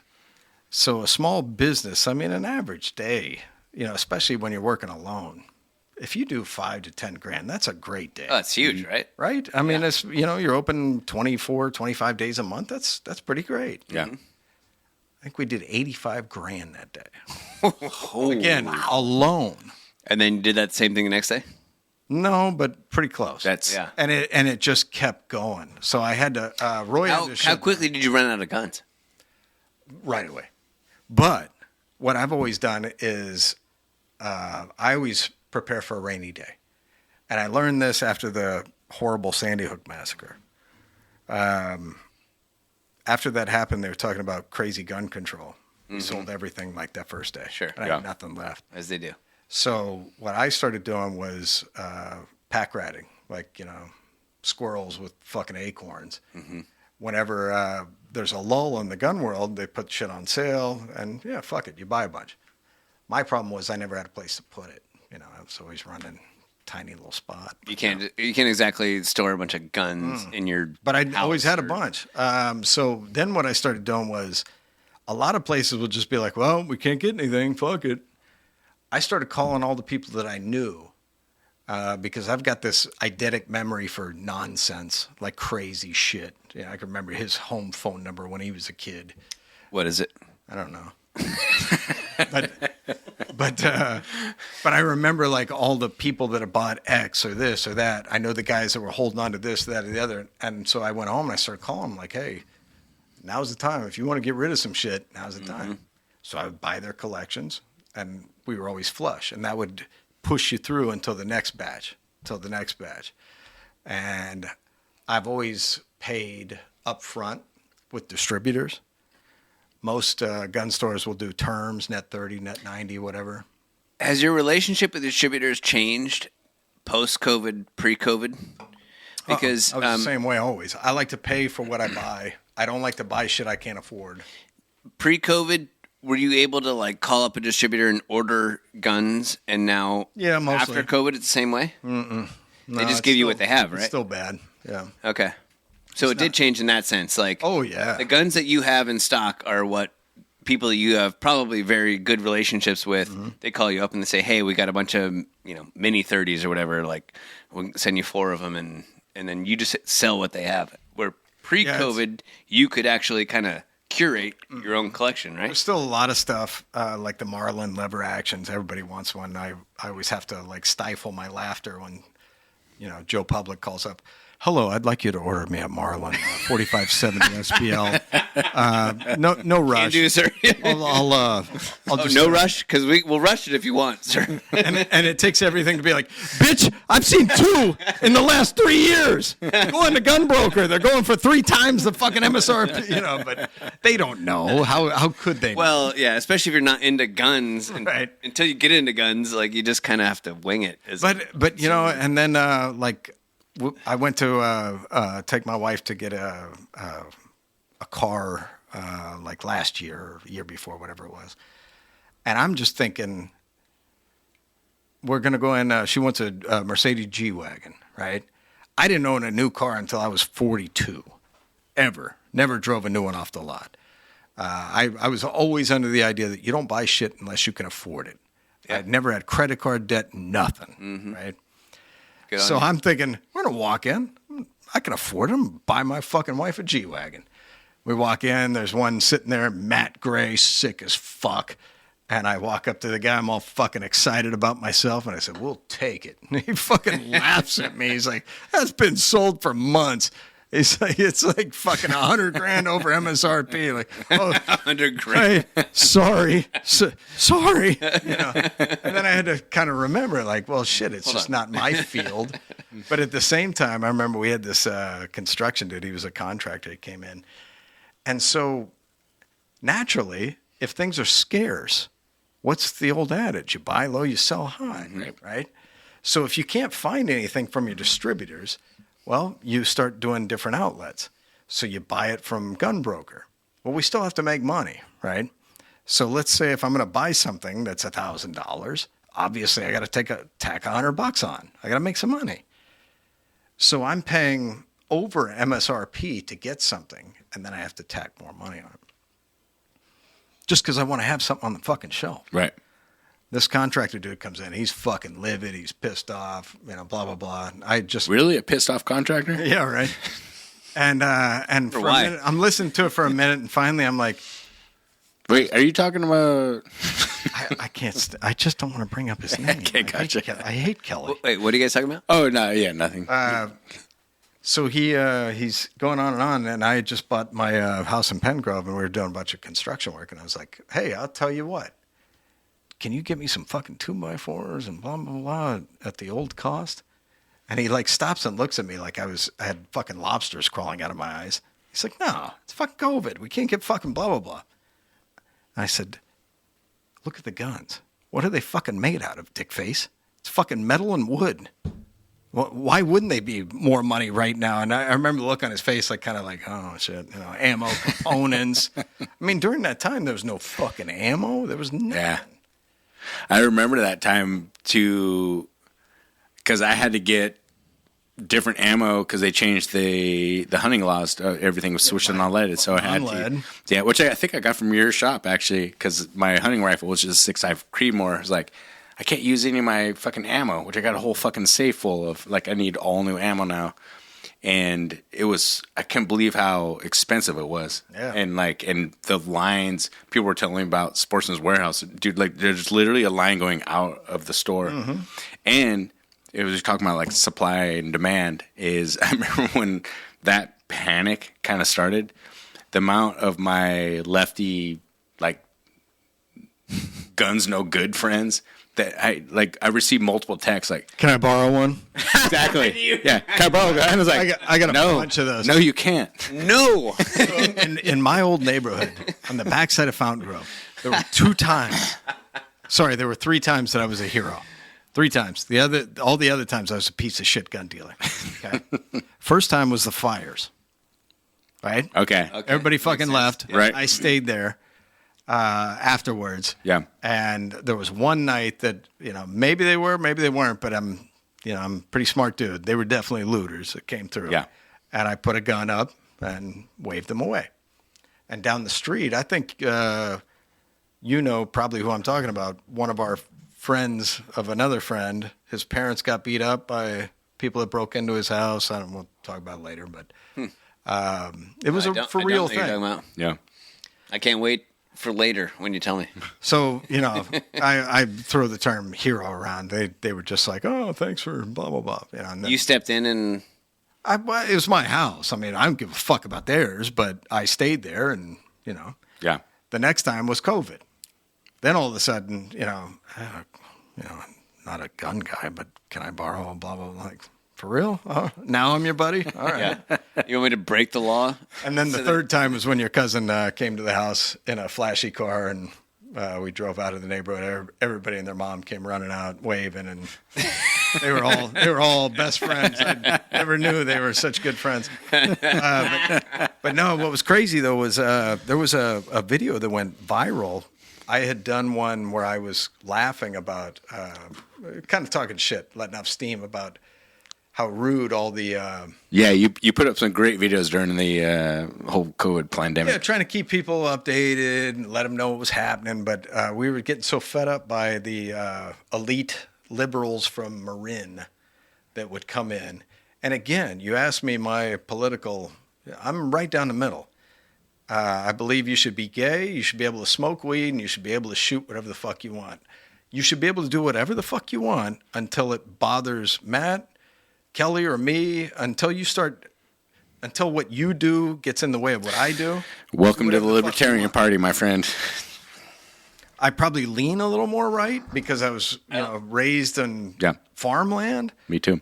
But I'm not insane with my shit. Yeah. Yeah. We definitely can't. I can't disagree with you on any of that. So I was baffled, and I lost several sales because I couldn't hold my tongue. The other thing is too, like when people say, "Oh, really," in the sense that people came in and wanted to skirt the laws that they voted for, and they really I would ask your store. I would ask in people your store too. they wanted to. Yeah. What, how so? How did they wanted to skirt the laws? They didn't want to wait the 10 days. They wanted to actually. They would ask me, and they would be like, "Hey, if we just pay a little extra, can we just walk out?" Dude, in that situation, what you do is you say, you know what, Big Five. If you go to Big Five, God, no. They'll skirt the law for you. I wish Roy was here, or at the time I had our friend Nikki working with us and another friend Eric working with us, because they would know I never had a problem holding my tongue. The reason that people would be like, "Oh, he's a dick in there," is because you always know where you stand with me. If I hate you, I'll tell you I hate you. I don't want to be like, "Oh, I hate this guy," but let's fucking shake hands and pretend. No, I just don't like you. Let's not waste time. Not enough time on this planet.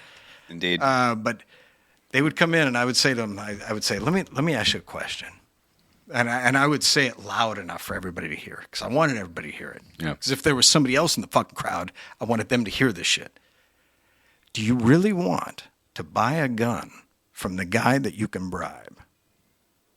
Do you want that guy in your neighborhood that will do some shady-ass fucking shit that's in control of all your information, guns, all this shit? You really want that? And they would just look at me blank. I'd say, fuck no. You get in line, you do this shit like everybody else. Most of them would get mad and leave. All right. Go to the next place. Good, fuck off. Most likely they're going to tell you the same. There was I had to sign a non-disclosure, so I can't get into who it was. But I had to sign it prior to finding out what it was. And my curiosity wouldn't allow me to not do it. There was a staunch anti-gun person in power that wanted to come in after hours to buy a gun. In power, in what capacity? Like local or in state? Power? Government. In power. Federal? That's it. In power. That's as far as I can get. All right. And I said, after I found out, I said, no, you can come in with everybody else, and you can buy with everybody else. Nice, dude. Good on you. And there's a lot of celebrities that I have zero problem bringing them in after hours just so they don't get fucked with. Yeah. And the reason I'll do that is because they're not fucking staunch anti-gun hypocrites. I have no problem doing it. I happily would do that so they don't get fucked with. Or maybe they don't want people to know what they have. That's fine. Totally fine. But if you're going to be out there telling everybody what they can and can't have, and you need to have it, fuck you. No. Well, that's I the biggest pray- irony, right? Like that Gavin Newsom tells us that nobody needs an AR. Meanwhile, while he's saying that, there's 3 bodyguards behind him that are armed to the tits. That's been the through line of this podcast of everything that we talk to. Because my wife argues with me every time and says like, "Well, you got to realize that people, no matter how People strong want to hurt him. Well, no matter how strong you feel about something, like people feel just as strongly going the other direction. I'm like, here's the difference, though, is that at no point in my life ever, and especially now, do I go like, here's what I believe. Now I need to apply that to everyone around me. Right. I was like, yeah, I'm not in the business. You marry who you want. You buy a gun. You don't buy a gun. You do whatever you need. As long as you're not affecting someone else's life, which we call the non-aggression principle. As long as you're not fucking disrupting someone else's life, I don't care. I don't care at all. Best way to explain that, I owned a tattoo shop for a long time. You and I have a pile of tattoos. Yep. Have you ever gone up to somebody that didn't have any and said, "Why don't you have tattoos?"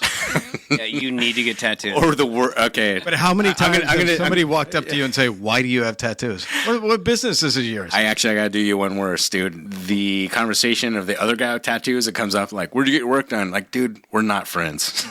Stop. Like, stop talking to me. But I mean, I can get. But yeah, you're kind of a part of a society, right? At that point, I get it. Yeah. I hate small talk, so I could dig that aspect. But it was one of the things, again, that I learned from my grandma early on. That woman's in fucking church every 8 seconds. Right. Every fucking 8 seconds. I don't think I've ever heard, or I should take that back. I have never heard her say to somebody, "What religion do you believe in? Right. Why don't you believe in mine?" Never. Right. Fucking never. No. Unless you knew her extremely well like I do, you wouldn't know. Right. The type of vegetarian who will admonish people around them because they're not vegetarian is like the most insufferable person that you can ever hang around with. Like, no one cares what your like personal beliefs are. Leave it alone. And that's what our libertarian and probably conservative principles are. It's like, we believe what we believe because it's what we want to do. We're not ever going to try to force that on someone else. And so fuck off. Which has been kind of interesting as it pertains between the left and the right. As someone, I consider myself fairly apolitical, whatever, but I figured I was on the left when I was a younger, fiery college student or a kid, because I was like, well, what's the right, religious right? They're banning albums. They're banning comedians. You know what I mean? And they're pro-war, all this shit. It's like all that is on the left now. We had talked about this on the podcast. Like culturally, as far as if you want to buy into this fucking binary, this tribal binary fucking bullshit political system, like my team, and it's just like fucking car that crashes from guardrail to guardrail, back and forth, back and forth, back and forth. And like now we're seeing the change in my lifetime, and we say it happens like roughly over a decade, but you see the change in our lifetime where it's like now all of a sudden the left is pro censorship and pro fucking military industrial complex, Ukraine, and now all of a sudden they're pro Second Amendment, right? So screaming about like guns for fucking trans rights, and you just go like, you just got to sit on the sidelines. You're like, you know what? Fuck you. I'm not. You know what I mean? It's about liberty. I'm not ever in the business of telling someone else how to live their life. Like I'm not telling like you want to marry who you want to marry. You want to fucking own a gun, not own a gun, where you want to do. It's like, it's just, everyone makes their own decisions. But this whole bread and circus fucking pony show, that we watch in front of our eyes just drives me insane sometimes. Prior to when we started, we were talking about your brilliant shirt, the Danzig shirt. Do you know what the song Mother was about? No. For real?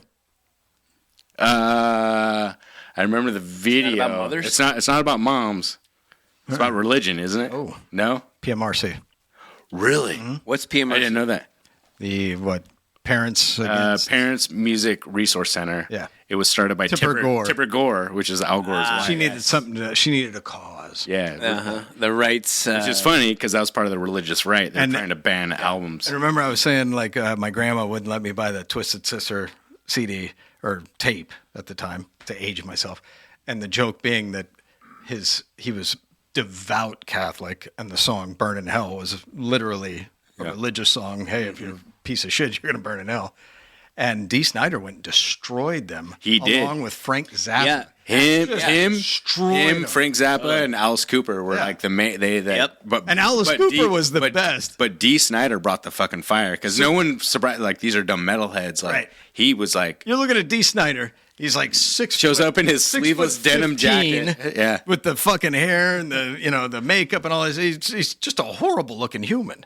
He is. And he shows up there without any of the shit on and just starts boom, boom, boom, boom. And yeah, he's a very intelligent. They have dude. no response, no rebuttal. Yeah. But again, to like what you were saying, as you get older, your circle gets tighter. So I've known this dude for 1,000 fucking years. Mm-hmm. You know what we don't talk about?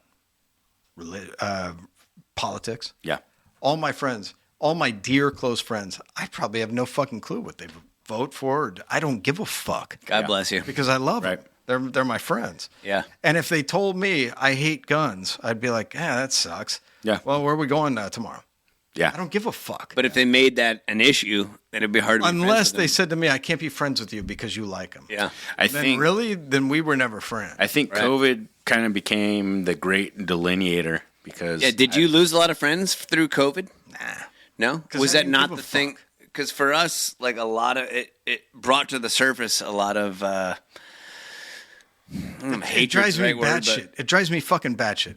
If you don't believe in the vaccine, fucking great, don't get it. Yeah. That's been if our you do, position. Have at it. Go Absolutely. get it. That's our position on it. It goes back and to what I we would were listen before, to people. Yeah. I'll say this because I would get all these guys who would come in. That was one thing when you said, were we essential? We got shut down. And I was back in business the next fucking day. We actually had a fucking homicide detective and another cop came on a Friday to shut us down. And I could tell they didn't really want to be doing it. And I'm thinking, wait a minute. You just had to drive past the gas station where there's a bunch of fucking illegal immigrant day workers, which I have no problem with, but they're all standing there. Technically, it's against the law. Yeah. Exactly. Yeah. That's where I'm going with it. They're all standing right next to one another. No mask, no nothing. I don't give a fuck. Those are the hardest working people on the planet. I don't give a fuck. Those guys live hard. Yeah. But where I'm going with it is you're going to shut me down. And I'm in here limiting people 3 at a time. We're all wearing masks, this and that and the other. But no, we were up the next fucking day. I had a little bit of fucking pull. And like before I even woke up in the morning, I had 2 messages like, you're good. I was trying to remember if masks were, because I didn't go into your shop before COVID. But I'll say this. Maybe the masks work. Maybe they don't. They don't. Okay. They do not. That's fine. But I'll tell you this, Matt. Being a guy that works with the public and having to shake everybody's hand, because that's just a thing in the gun world that you make a deal, you shake a hand. Everybody would come in. We're close, very close, especially in that old shop. I don't get sick a lot, but I could guarantee at least once, maybe every 2 years, I would get the flu or a cold, which sucked. I didn't get shit when I was wearing that fucking mask for 2 solid years. When I took that fucking thing off, I got COVID. And I'm not saying I wanted to wear it. I didn't fucking know. Yeah. At that time, everybody's a genius in hindsight, right? But when that shit happened and you're watching the ticker tape on the news, like 300,000, 400,000, you're looking at it like as an intelligent human fucking being. Jesus, people are dying, right? Again, all of a sudden, everybody became a fucking medical genius.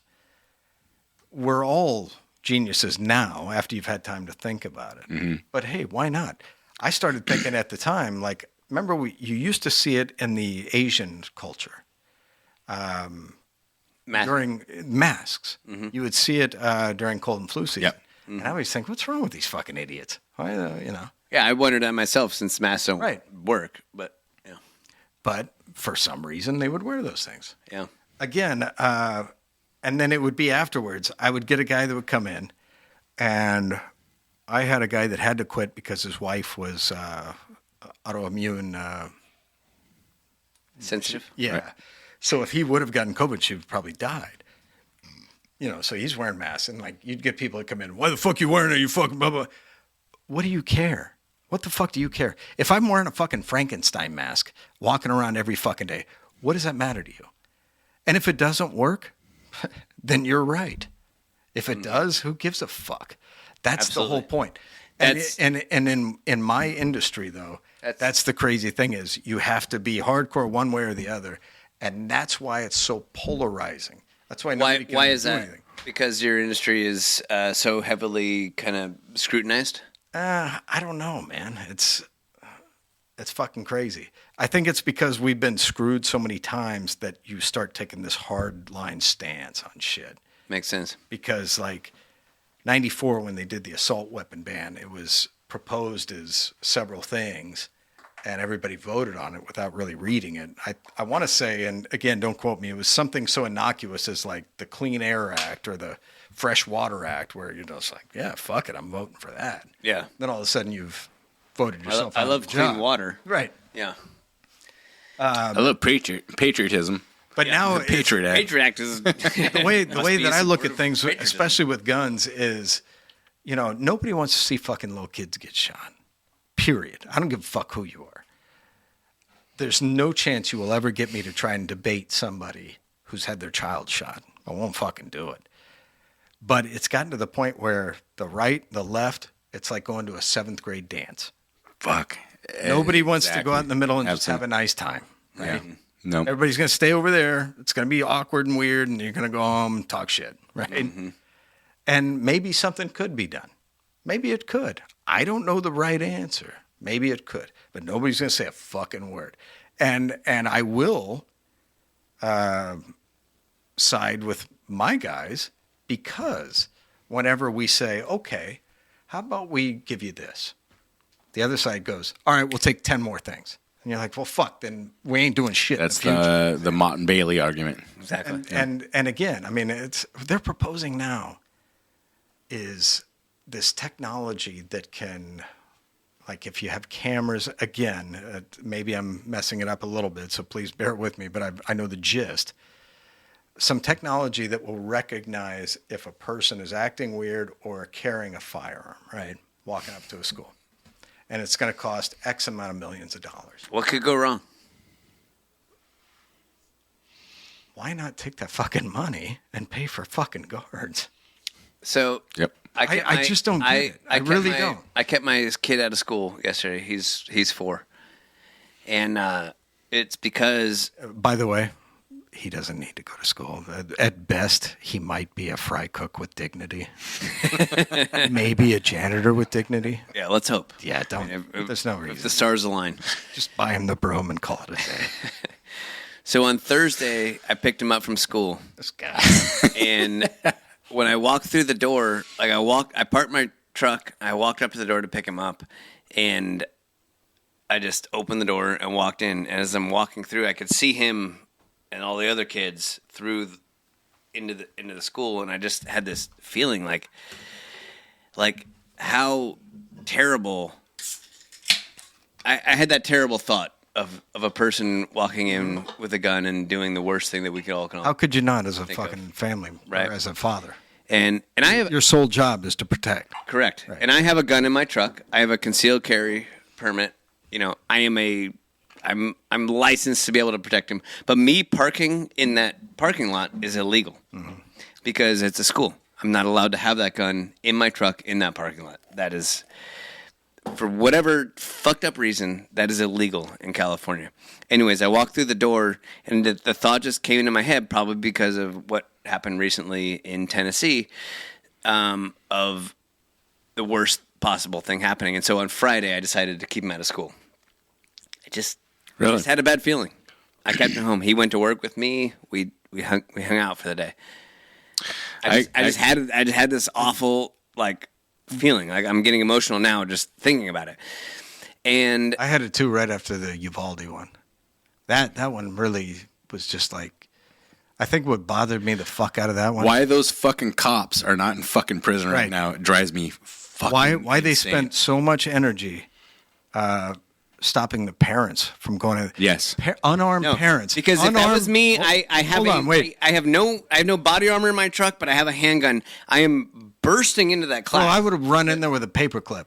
Totally. That's my son. I don't even need a handgun. I will run in there. If I got to be a human shield, just my so the body next guy behind me, I want my son out of there. Exactly. It was so upsetting to me. Exactly. So I just had the hardest time with that. I know. And those are the times where you just stop and you're just like, God, this country's so fucked up. Those are the laws in California that you are not allowed to actually have someone protecting your children at school. Right. There should be an armed person. So for the money that we were talking about earlier, all of that is a drop in the bucket compared to what it would take to. I mean, at my kid's school, if they just put out an email and said we need volunteers to stand, you'd have a line to stand at the front door. Even if you don't have a gun.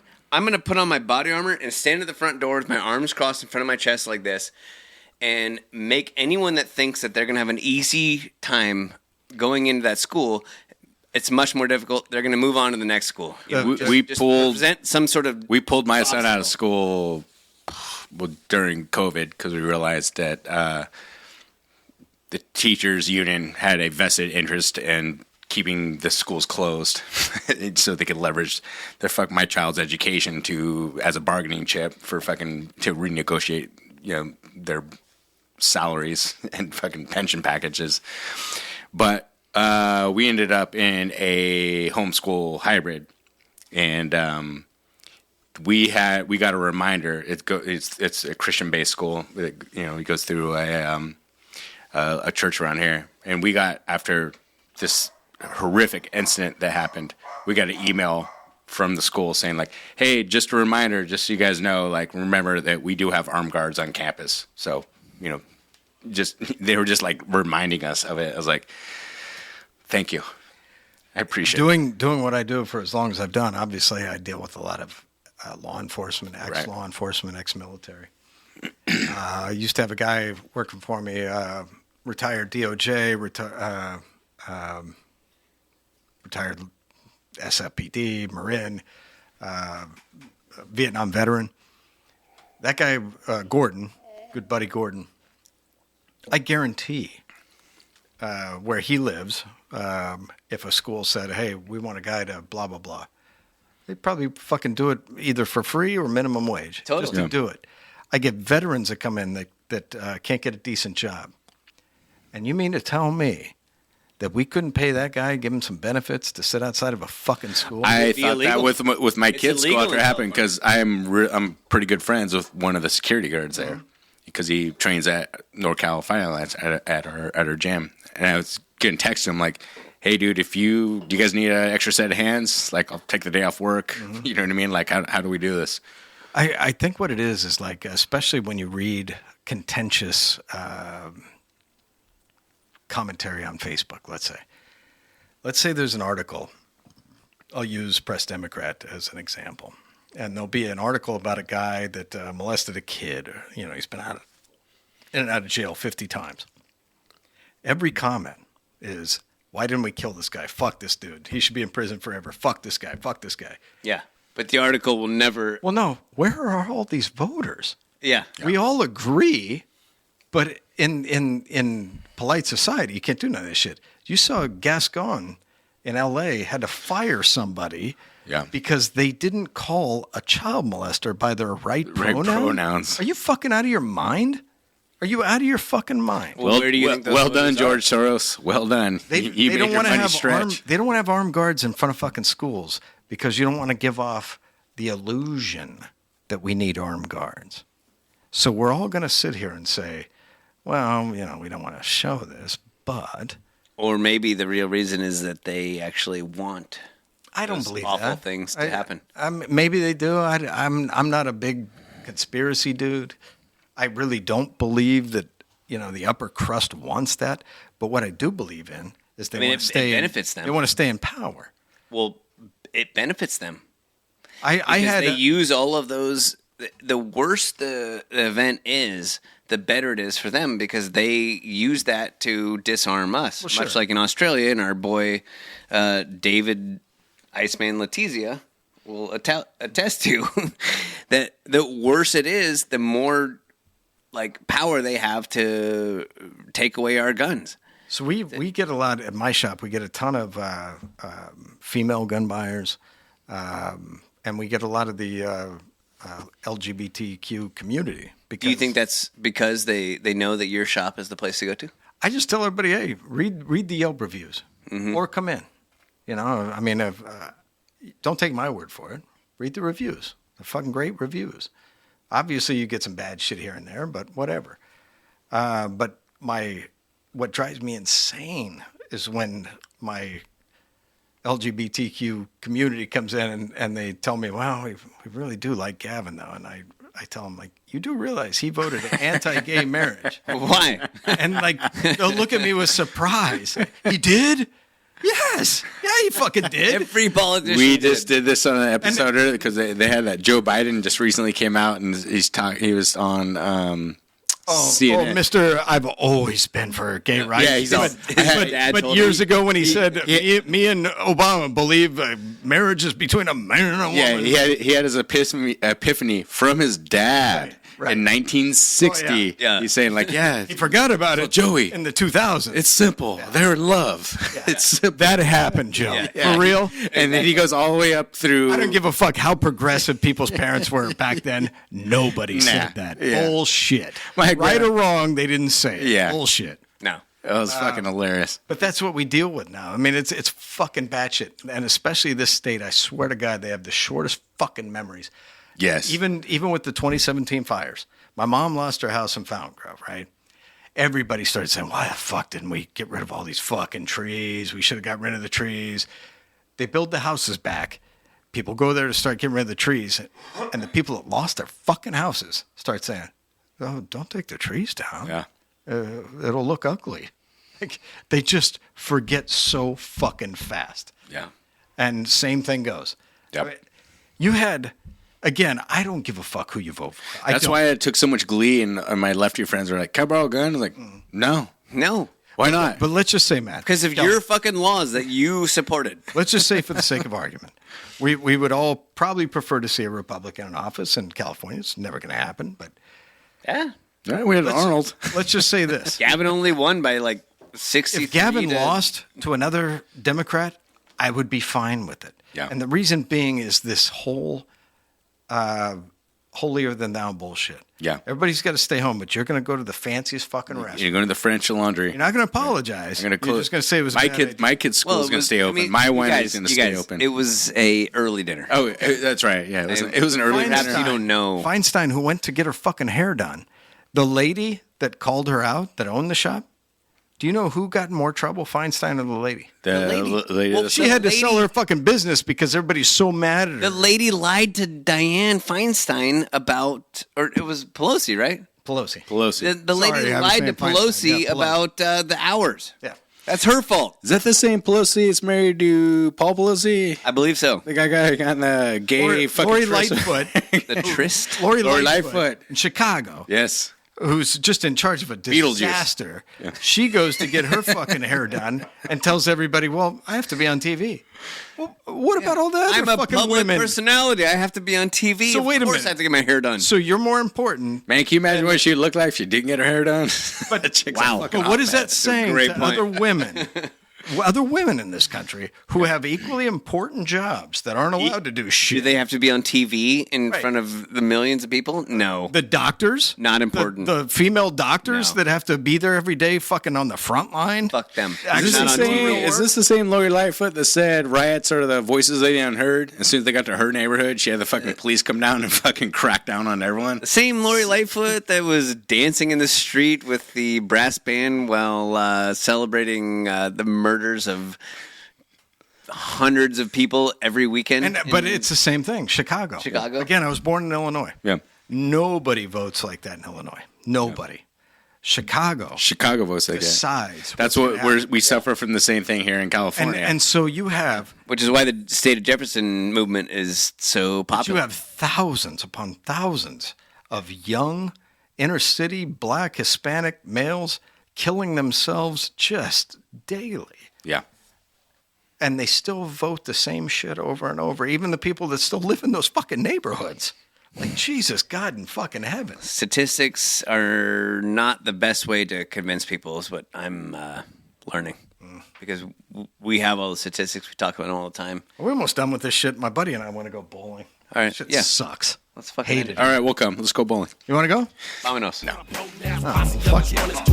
RBL got my back in case we got a hog. Got my niggas insane. Randolph and the Dre dog. I'm not through. There's quite a few in the IMP. My cousin Classy D, Anti-G, and the Legacy. My nigga Tommy Guns in the